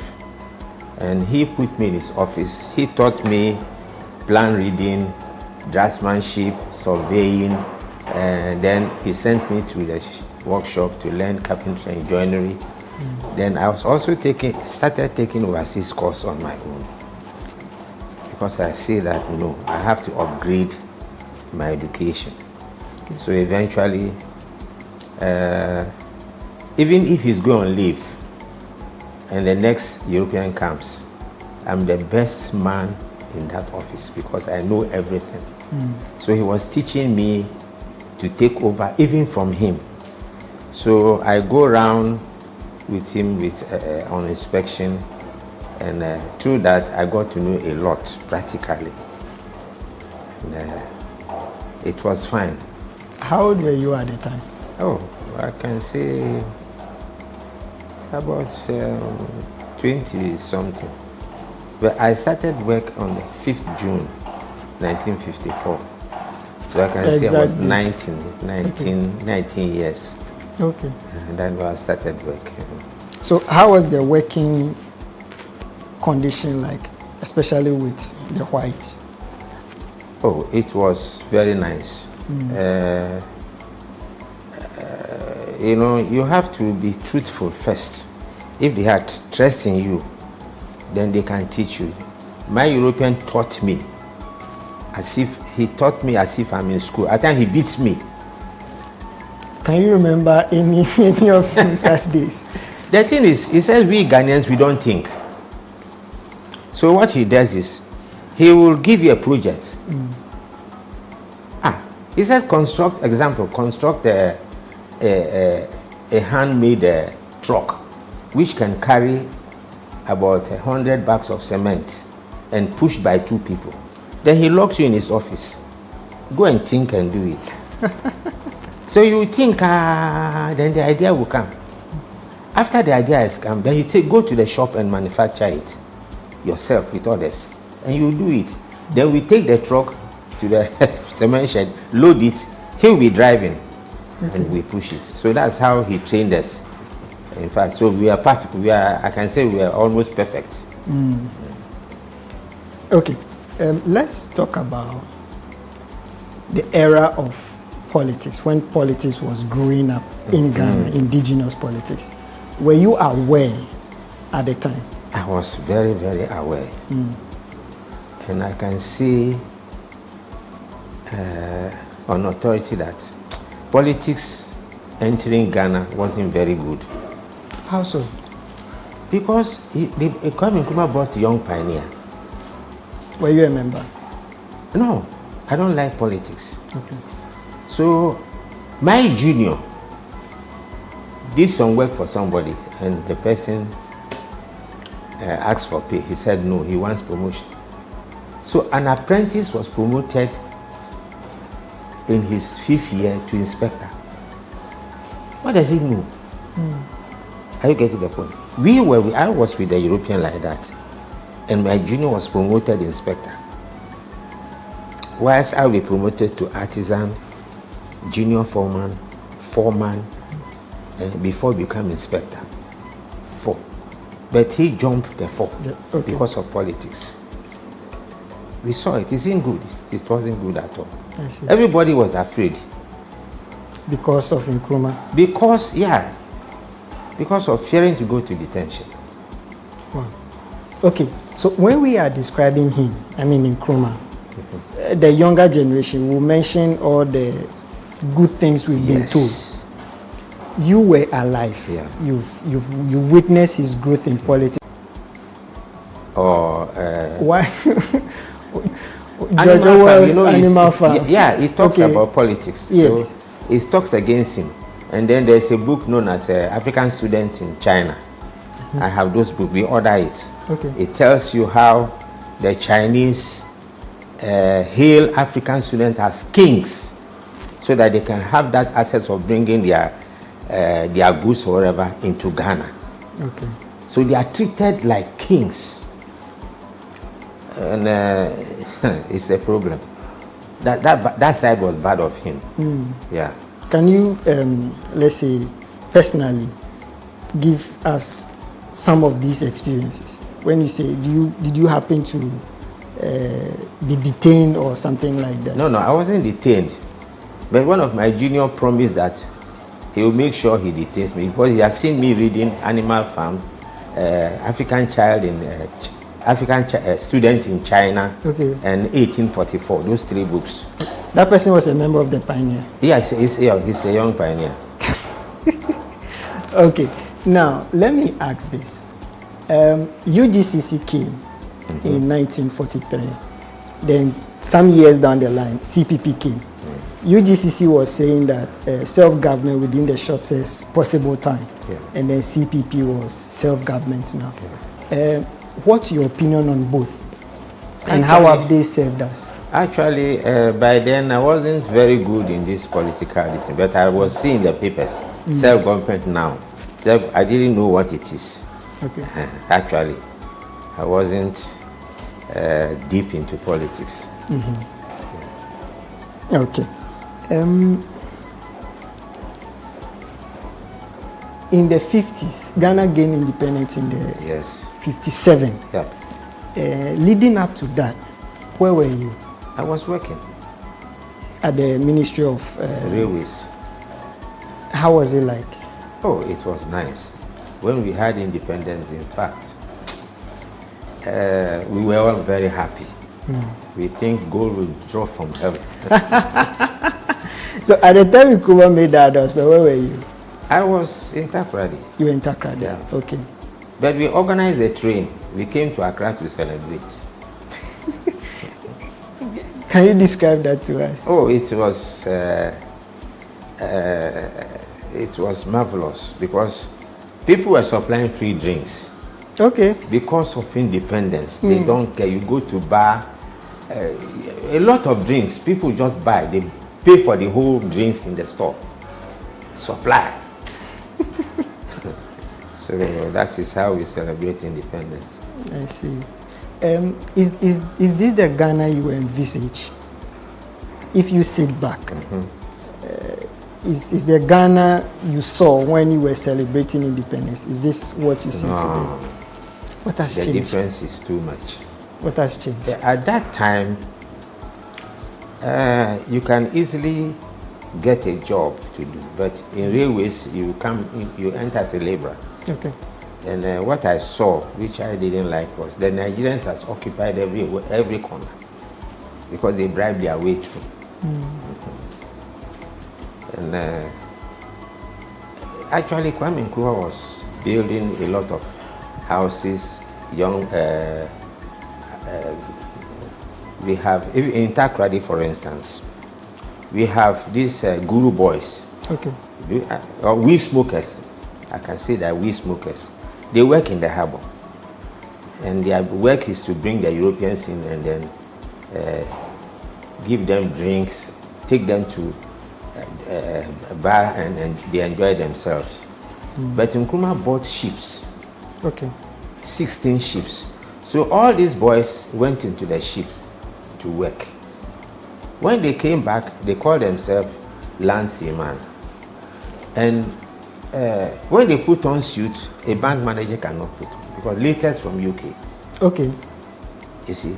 So what happened was they go to housing.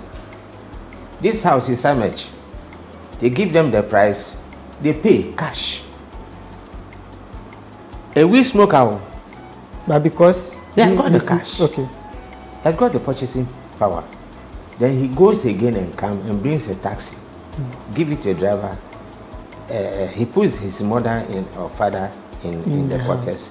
And then the driver will work and take care of the parents. So transportation in Takoradi was very cheap. Okay. So it made a lot of Rift Rat boys became good citizens. You can leave your door open. Where are the thieves? They are all gone to overseas. Okay. So this is another side of Kwame Nkrumah I saw. I see. Very That's when I saw it in Takoradi. So we were all even, if not because of the bond, because we signed bond, I was also gone to see. Okay. Why did you sign the bond? We signed a bond, 5 years bond. With the Ghana Railway. Okay. That you won't go. You won't run away. You have to wait till the 5 years. Oh. Very interesting. Okay. When we recorded our first school, you were still in Takoradi. Yes. How did you get the news? How do I get? How did you pick the news that Nkrumah's government was overthrown? Oh, I was then working. I heard it that very morning on BBC. I like listening to BBC News. Okay. So the very boy who once said he will send me to detention. As soon as I reach work, I said, "Hey, your master has been overthrown." He didn't believe me. Okay. Not quite about 15 minutes then. That day, no work. All right. hold on to that story for me. We'll go for a quick break. When we return, we'll continue our discussion. This is People and Places. I am Patena. We'll be right back.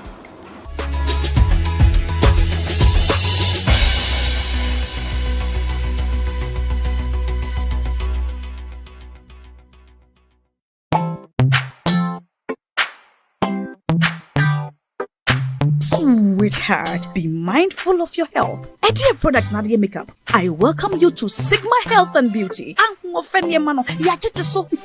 can call us the Beauty Embassy. Who pursue beauty more revealed with quality makeup products. There is only one place. The Sigma Health and Beauty 2022 Ghana Makeup Awards Beauty Retail Business of the Year. Of course, we are the defending champions.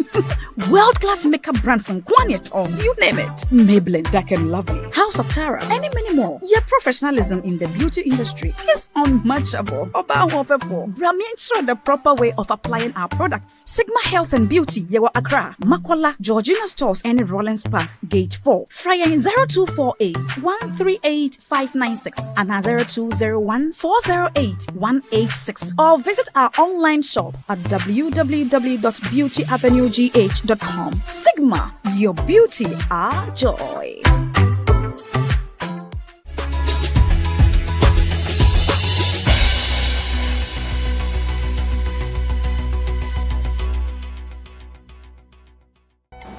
Welcome back and thanks for staying with us. This is still People and Places.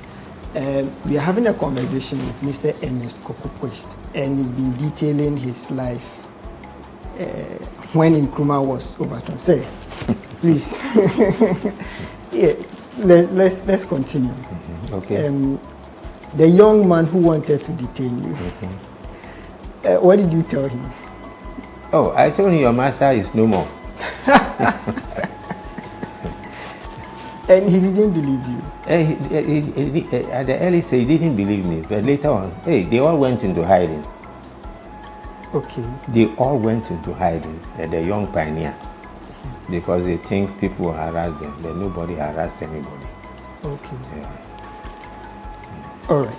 Let's look at life under Gold Coast, British rule, and then when Nkrumah took over, life under in Nkrumah.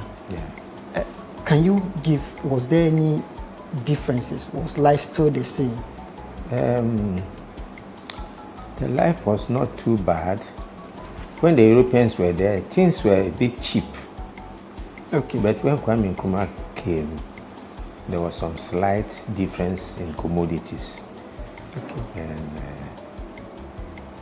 just slight, not too bad. The only problem is every time there's meeting, talking ill about Kwame Nkrumah, that we are going to communism. You know, when you are telling somebody the same thing all the time, it sticks into the subconscious. And then we thought Kwame Nkrumah was bad because of what we hear all the time. Which people were pushing the agenda? It's the opposition people. Okay. They have agents in railways. They have captured the union. Okay. And we have a very big bell. When you hear that bell, whatever you are doing, you have to stop. You have to stop. But in railways, when they go on strike, they don't destroy anything. The machine shop, they will give them about half a day to clean all the machine. Okay. The carpentry shop will be cleaned, all shavings bent, the engines will be smelled with oil so that it's not going to get rust. So there's a slogan, Yakwaba. Okay. Yakwaba. We are going on strike, but we shall come back to complete the work. So nothing is spoiled. Okay. But we always make sure the security men are on duty. We can even go on strike. Okay. Apprentice doesn't go on strike. Security people don't go on strike. Okay. So that is very good of you. So at least when you are away, work is still going on somehow. Yeah, the security people are there. Okay. The watchmen are there. And then the apprentices can organize something and be doing. They don't harass it. Okay. Now let's do this comparison. As a young man, you began work at a very young age, age 19. You went in as an apprentice. Compared to what young people have to deal with today in today's economy, is that bad? Too bad. I don't see any progress for the young man today. Why do you say that? I say that because Kwame Nkrumah, for instance, he organized apprentice scheme. Okay. Now, they have Kwame Nkrumah Youth Organization, and they have Farmers Council. They have people who cook kinky. They have housing people working. So wherever, if you don't have work, you can go to Farmers Council and you get work. Okay. To do. Okay. And they were cooking kinky. The kinky, you can't even eat one. It was that big? Very big. And it's not expensive. Okay. You see? So it is better at that time than this time. And what were some of, let's say at 25, what were some of the things you achieved? At 25,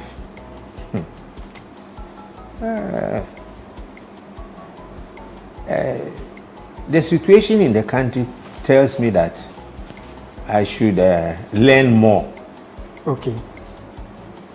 So I was taking overseas. I discussed with my senior men and they say, hey, you have to take overseas course. So I was taking overseas course from British engineering school.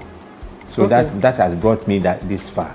Because I entered railways as a laborer. I can show you the documents even right now. Amazing. Where periodic outbreaks occur. The disease caused by the inflammation of the meninges due to bacterial, viral, fungal, or parasitic infections often leads to severe complications, including neurological damage and death, if not promptly treated. The northern part of Ghana is located within the African meningitis belt, which stretches from Senegal to Ethiopia, making it highly susceptible to recurrent epidemics. The disease is characterized by sudden onset of fever, headache, stiff neck, nausea, vomiting, and in severe cases, seizures and coma. Despite efforts to control and prevent outbreaks, meningitis continues to pose a major health threat, especially in rural communities where healthcare access is limited. Mr. Speaker, several factors contribute to the spread of meningitis in Ghana, making the disease difficult to control in certain regions. Some of these factors include climatic conditions.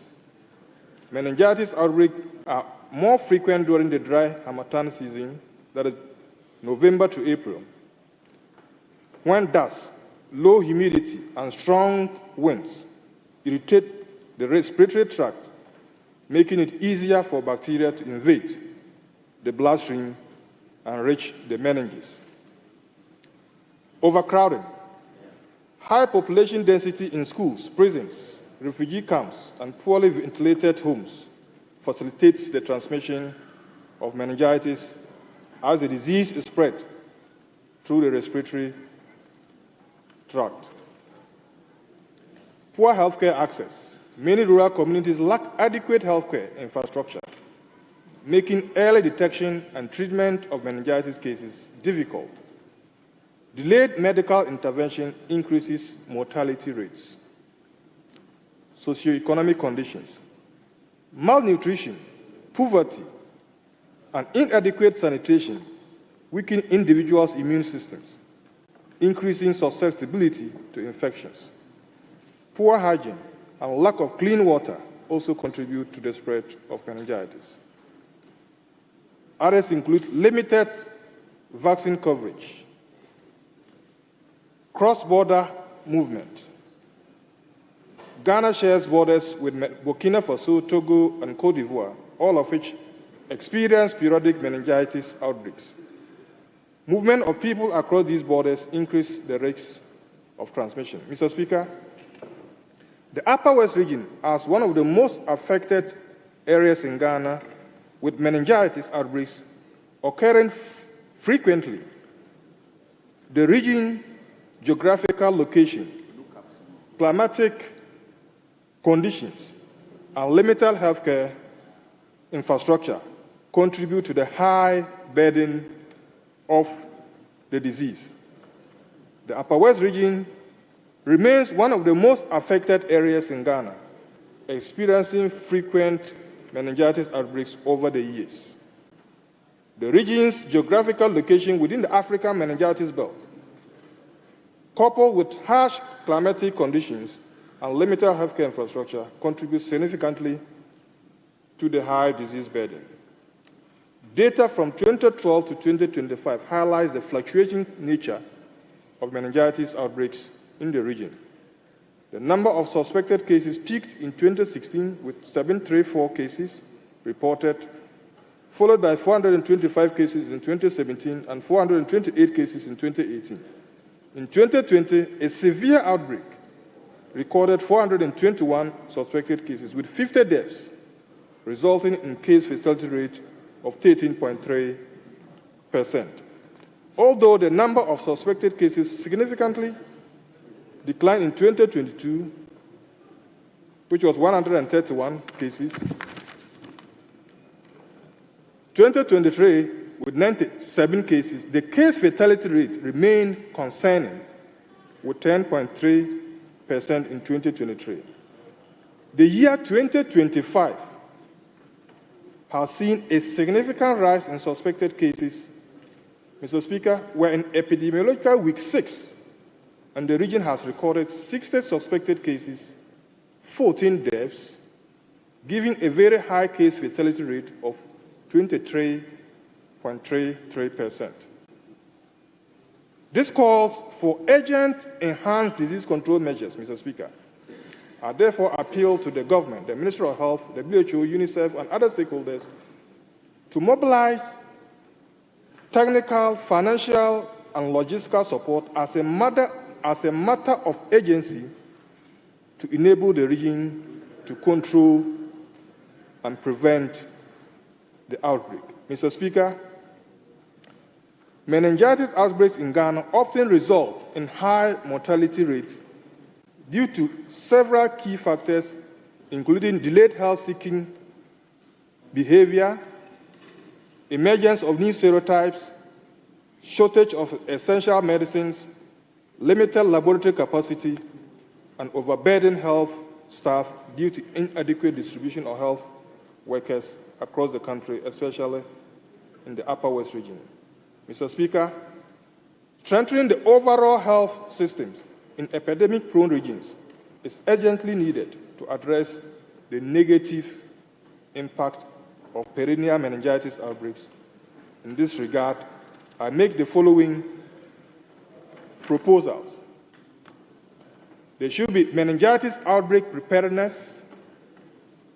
The Ministry of Health should identify innovative ways of ensuring equitable distribution of health workers and other resources. Public health education should be implemented and enforced. Improve healthcare infrastructure to enhance the case management, investment in healthcare facilities, laboratory diagnosis, and the training of healthcare workers should be prioritized. There should be cross-border collaboration with other countries.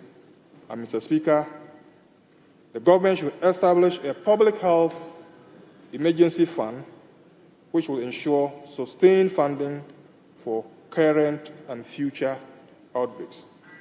Mr. Speaker, in conclusion, the meningitis situation in the Upper West region has resulted in high mortalities and needs urgent intervention by the government and other stakeholders. I thank you for the opportunity. Thank you very much, Honorable Member. The floor is now open for contributions. Subject to Order 93.5 and the agreed time limitation. Honorable Dr. Nawani.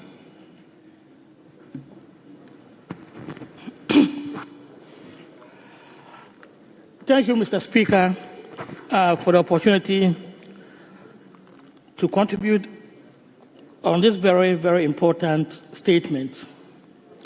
And thank you, Honorable Dr. Sandari, for the statement. Right, Honorable Speaker, I'm from the Upper East region, and the Upper East and Upper West were neighbors.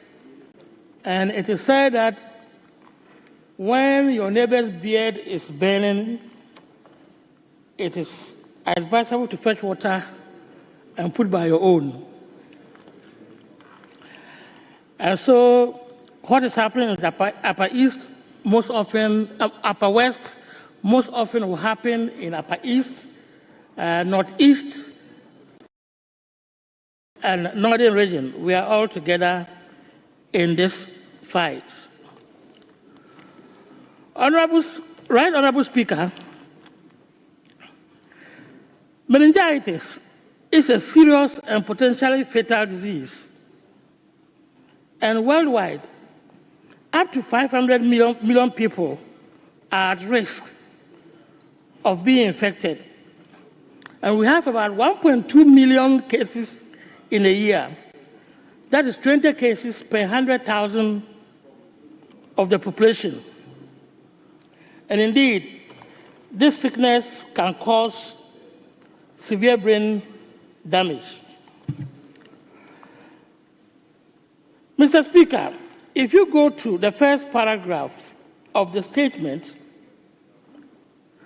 and I quote, "The disease is characterized by a sudden onset of fever, headache, nausea, vomiting, and later stiff neck, and in severe cases, seizure and coma." In other words, the disease starts like any other febrile illness. And when you come to the hospital, you can be mistaken for malaria, you can be mistaken for typhoid, and usually the patients don't want even to stay. When you ask them to stay at the hospital, they don't want to stay. They want to go home. And then they come with late presentation. So I would advise practitioners that whenever you meet such cases, please try to detain the patient, because by evening time, other symptoms will come and join, like the neck stiffness, the seizures, the coma. They will come later or in 24 hours' time. So that if you don't detain the patient, some of them will go to the house and will not come back to you. They will say that we went to the hospital, and even with that, the situation is very, very bad. Now, in the management of these cases, the problem we have, that is as a nation or even the world, is that we produce vaccines to treat or to prevent the cases. But the bacteria continue to change its nature. That is what we call the new serotypes that come up. And those serotypes do not respond to the vaccine that was previously used. So in 1 or 2 years, they'll produce a vaccine, it will work for some time, then new serotypes will come, then it will not work. And so, for so long, we'll continue to talk of outbreaks, outbreaks, and outbreaks, and we'll continue to have outbreaks. And so we should take notice of it. Now, the infectivity and severity depends on the socio-economic conditions. In other words, malnutrition, poverty, poor hygiene, and even poor accommodation are factors that leads to an exacerbation of the cause. You know, if you go to our old settlements, and should I put into brackets the Zongo, where we build our houses in different directions, the windows are very small, no ventilation or poor ventilation, you have this case spreading very, very fast. And so we should advise ourselves about how we build our houses and how we plan our settlements. The other issue at hand is the late reporting at the hospitals by patients. And just like I've said earlier, most of the patients do not report early. They sit down in the house and carry out self-medication. But even when they have reported at the hospital, sometimes, let me confess, that we spend so much time trying to diagnose the disease. Go to the lab, do that, do that, do that. Before we know, there are complications. But from the clinical symptoms or signs, like the meningitis, like neck stiffness, like seizures, like the coma, especially the neck stiffness, when it comes with vomiting and headache, then my good friend practitioner, you better start the treatment of meningitis. And the drugs are quite effective. Another problem that we face as a nation is that most of the patients, even after you've started the treatment, they say they cannot afford the medications. So I'm calling on the government of the day that whenever we suspect that there is an outbreak of meningitis, we should declare free treatment for such patients.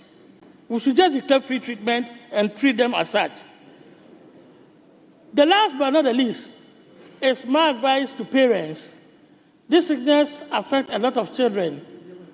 And most of you have children or you've had neighbors who say that I have 3 children, 2 of them are very, very good at school, but one of them, he's very, very bad. He even sometimes wants to beat me. His behavior is not normal. Please check back and see whether in his childhood he did not encounter this meningitis. And so the complications are hearing loss, the seizures, and learning difficulties. Thank you, Mr. Speaker, for the opportunity. Thank you.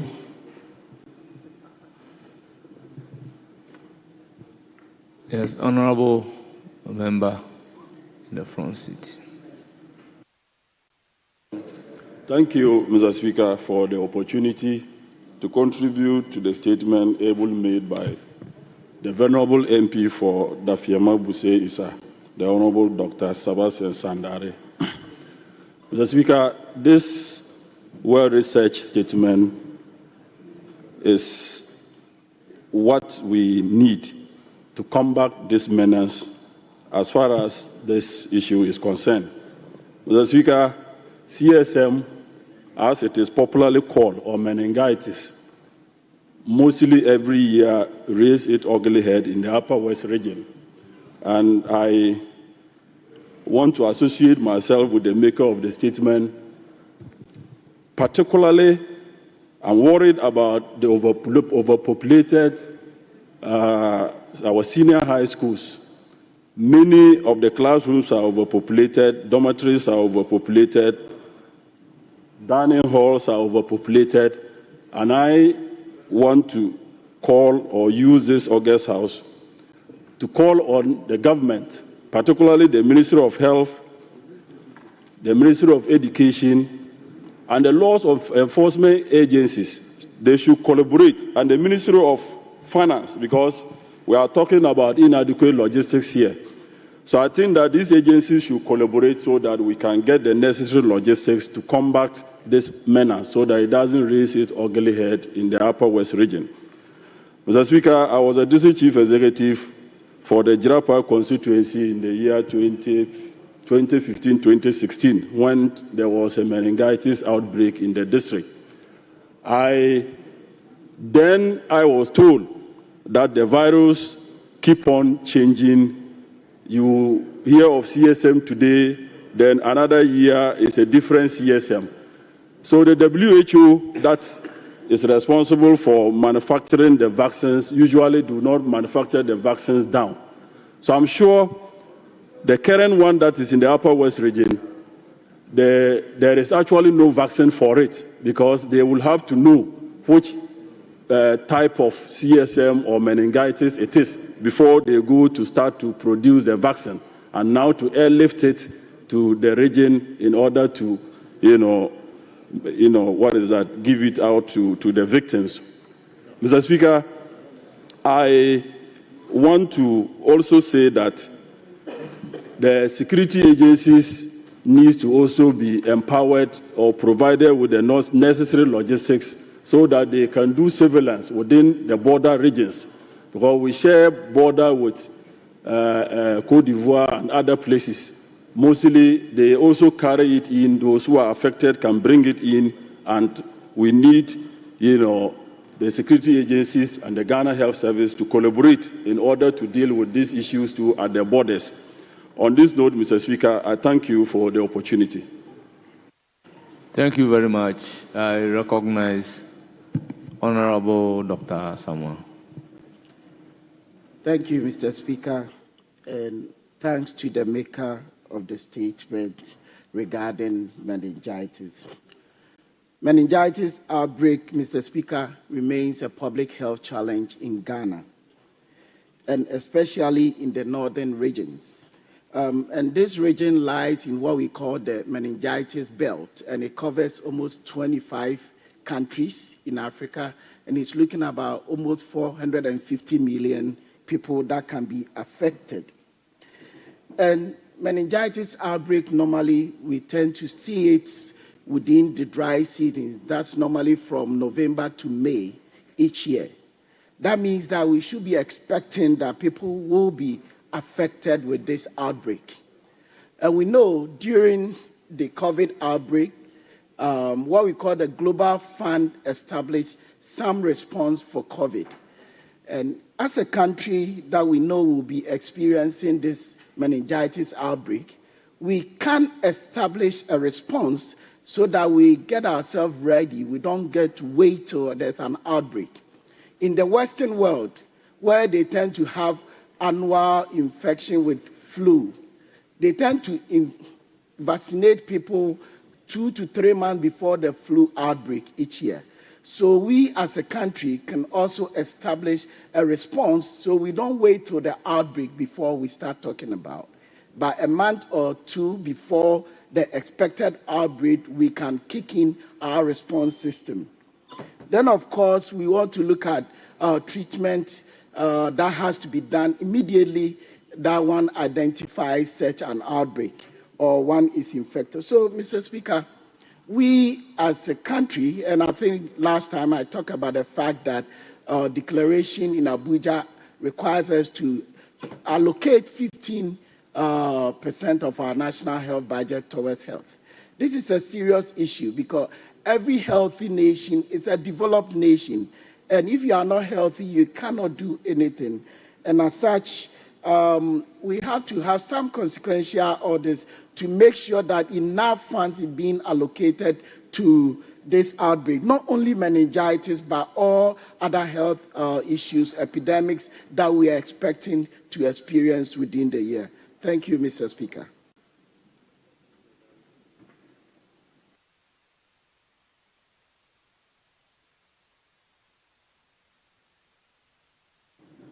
Yes, Honourable Member.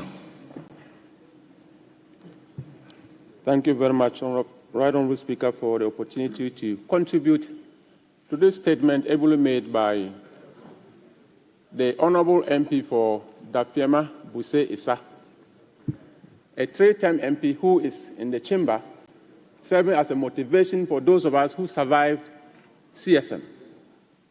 It is this motivation that is giving me the energy to rise up and speak. Mr. Speaker, the Honourable MP who presented the statement survived CSM, and when he lived through it, he decided to become a medical doctor. And today I am excited that he's in the chamber reading a statement about CSM. CSM is a 65-year-old disease that we discovered that affected northern Ghana. Mr. Speaker, 65 years ago, we started getting to realize that CSM could kill and has been killing. 65 years down the line, all we do is to make statements year upon year, and people will continue to die. I have survived it. Many of the MPs from northern Ghana who are in this room have survived it, and we thank God we have found ourselves in a law-making institution like Parliament, and we are speaking, making sure Ghanaians will listen. There are many things involved in CSM. The prevalent rate is from November to April. That is just about half of the year. 6 months, from November to April every year. And Mr. Speaker, what is surprising is that there is not a single year that you will not hear the story of CSM. But in 1960, the story was really a very horrific one. And the next one that followed was in 1997, 2010, 2016, and we are in the year 2025. The story is not different. Mr. Speaker, if you go up north, when we talk about the fact that CSM is a climate change-related disease, and you still find people living in houses that are poorly ventilated, I think that we should be challenged as a people to begin to talk to our engineers to craft out better housing schemes, better architecture, such that even the temperatures of 40 degrees and above, you can sleep in your room and you are not exposed to CSM. Mr. Speaker, poor healthcare is another challenge, as rightly illustrated by the Speaker. And I'm so happy that the past government under President John Dramani Mahama introduced what we call the CHIPS compound concept. Primary healthcare is a challenge to many communities in Ghana. And I want to believe that now that he's back as a president, we will go back to that policy to ensure that every village in this country will have at least a CHIPS compound to deal with primary healthcare issues. Mr. Speaker, research must be continuous. The disease is changing name and changing image day in and day out. Vaccines are developed and the vaccines become useless within a year. What it means is that we should have to continue to research, continue to develop relevant vaccines to ensure that anytime a new strain emerges, we will have the medical capacity enough to deal with it. Mr. Speaker, if I would want to conclude, I will talk about funding.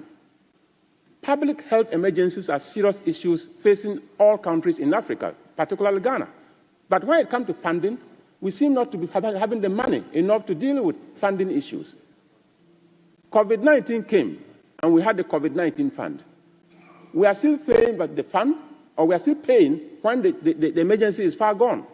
What is wrong if we repurpose, as he stated, that fund into a public health fund, such that issues like CSM, when they emerge, people do not even have money to go to the hospital to receive primary care. Such people should be treated free and discharged without any cost. But where's the money? Can we continue to borrow to fund our expenses? How can we continue to borrow to consume as a country? Let's do the best that we can to repurpose this particular COVID-19 fund to serve a purpose that will save lives. On this note, Mr. Speaker, I am so grateful. Thank you. Thank you very much. Leadership and interaction.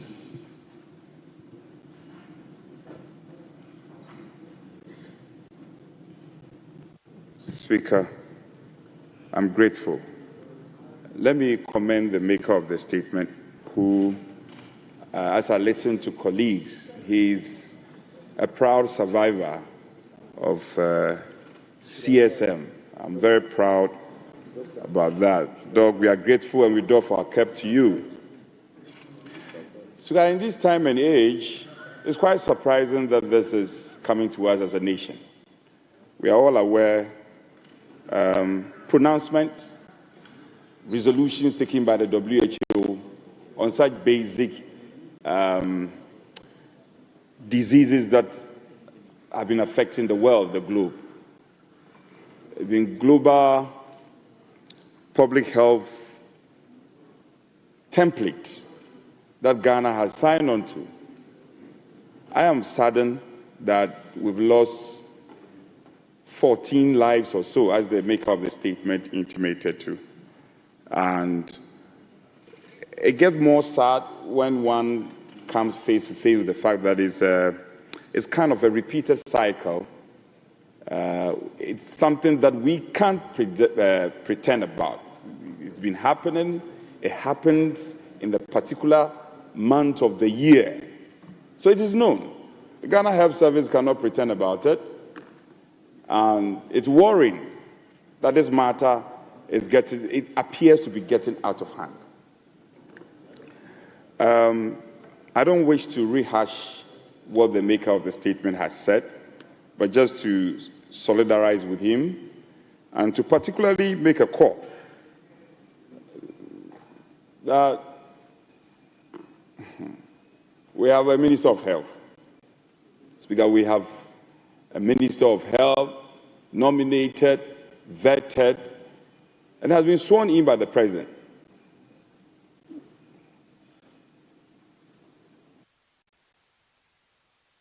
I'm reliably informed the Minister. I think the Minister designate is yet to be sworn in. Is yet to be sworn in. All right. Be it as made, we still have the Ghana Health Service. Obama came to the shores of this country and told us that we must make institutions work in this country. So we don't have the Minister of Health sworn in, but we have the Ghana Health Service. Ghana Health Service. Speaker, we can't always be waiting on the politicians. And oftentimes we lazily put the blame at the politicians. We have dedicated public service, public health service, people who are paid by the taxpayers' money. And it cannot be a case. I would have zeroed in on the minister. But to the extent that he has not been sworn in, I want to be fair to him. There must be a way that the Ghana Health Service should come and explain to us. Is it the case that we are lacking vaccines? Is it the case that they never knew about this? They are sleeping on the job? What is happening? They must come and give us some reasons. And we can make the argument that, well, we should wait for the minister to be sworn in, but I would differ. The leadership of the Ghana Health Service should come and tell us why this matter is as where it is. In this time and age, we can't be allowing such basic ailment to be taking lives. It's because, interestingly, Upper East share borders with Upper West. And if you are not careful, it will result into a calamity. So I want to humbly suggest that earlier on I had prayed you. I don't know if this prayer will find favor with you. In the face of the fact that we don't have a minister sworn in, can we invite the Ghana Health Service? If for nothing at all, they should. This is an ailment that is taking the lives of people, innocent Ghanaians, and that part of the world. Statistics have shown that poverty is so pronounced there. So they may not even have the wherewithal to procure the vaccines. So necessarily, the Ghana Health Service must go to the aid of the poor people at the Upper West. Otherwise, the matter will get out of hand. To that end, I want to pray you that you allow or you direct the Ghana Health Service to come and brief this House, i.e. Committee of the Whole. Because we don't have our committees, I would have said that the Health Committee should meet with them and probably do a small report to us. They should come and tell Parliament at the Committee of the Whole what is the case. Are they atop the situation? Why is it that this matter is something that they know is a seasonal matter? It happens particular months of the year.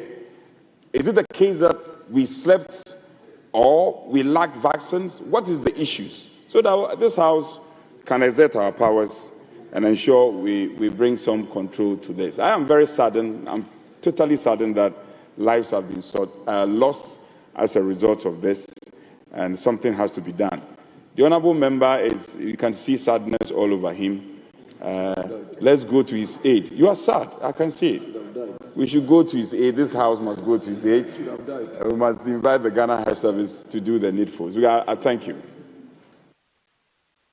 Thank you very much. Majority Whip. Speaker, may I, with your leave, yield my time to Dr. Bayu? Very well. Thank you.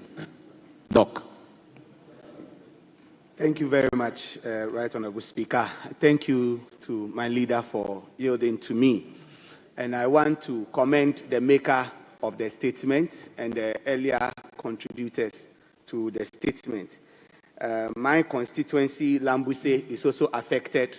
We fall within the meningitis belt, and in Africa, it moves all the way from Senegal to Ethiopia. So several countries, as has been mentioned earlier, are affected.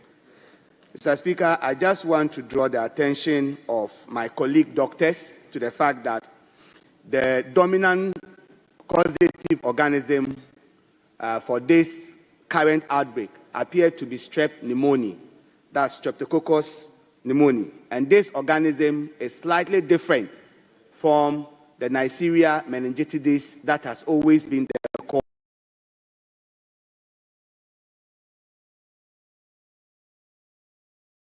cause of this condition. The difference in this also affects the clinical spectrum. Earlier speakers alluded to the presentation of neck stiffness, hearing loss, fever, but this organism has an atypical presentation.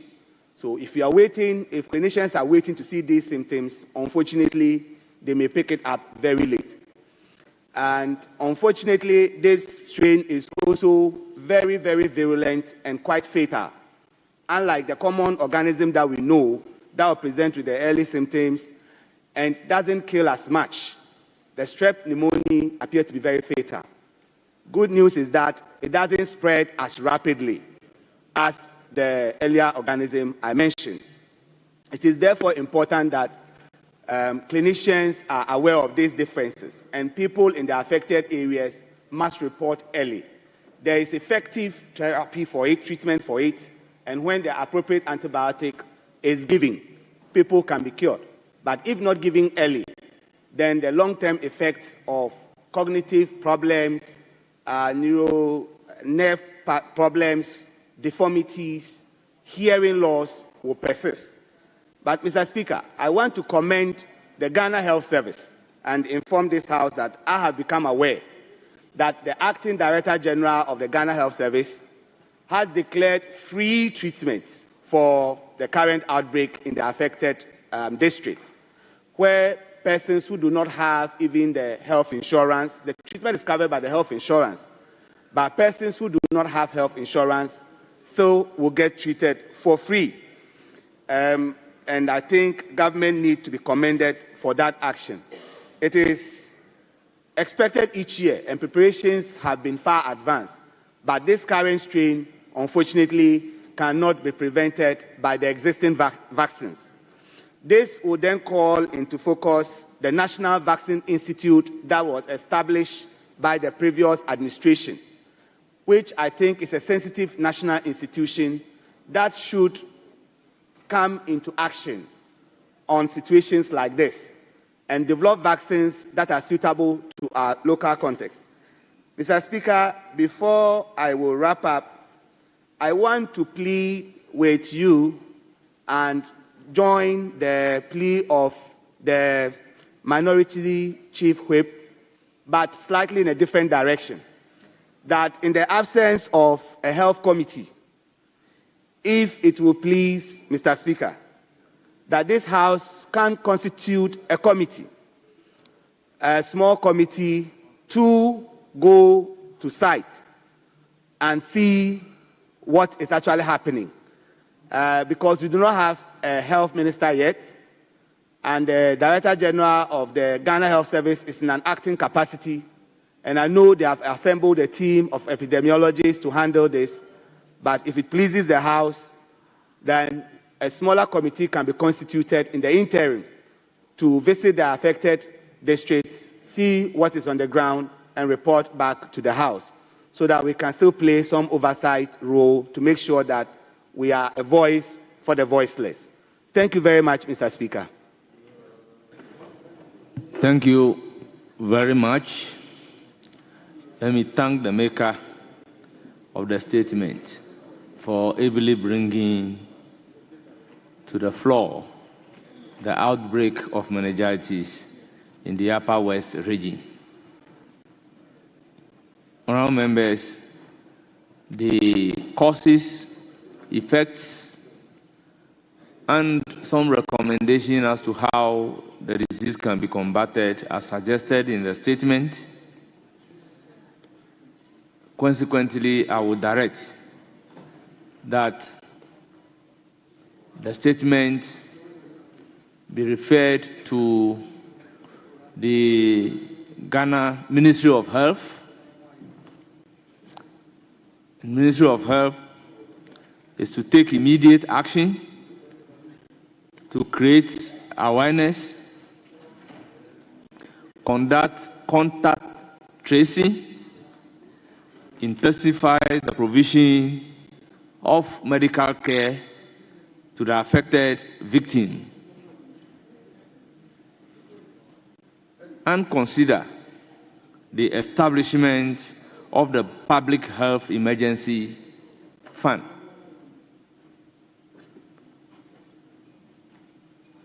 Honourable members, I so direct. Honourable members, we've come to the end of statement time. Any indication?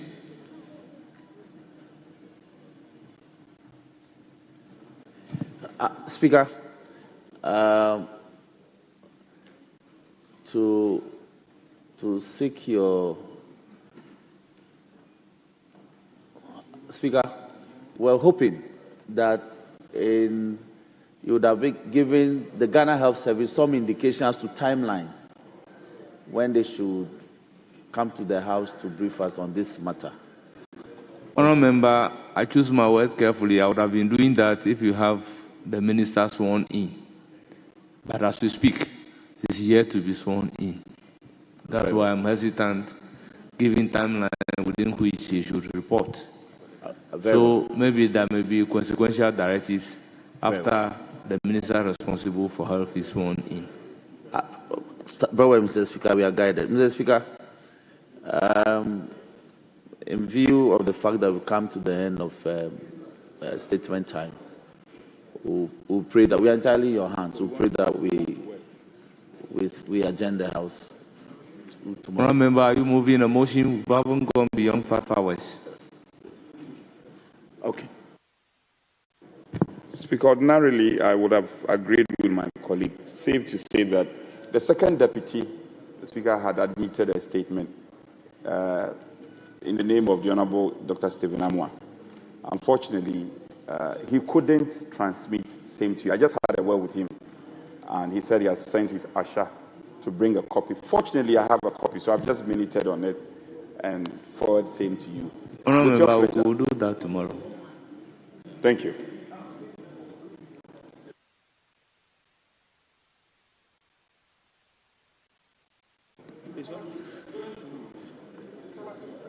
Yes, Mr. Speaker, considering that it's past 2 p.m., we are entirely in your hands. But the mood of the House is that we are gentle tomorrow. Thank you.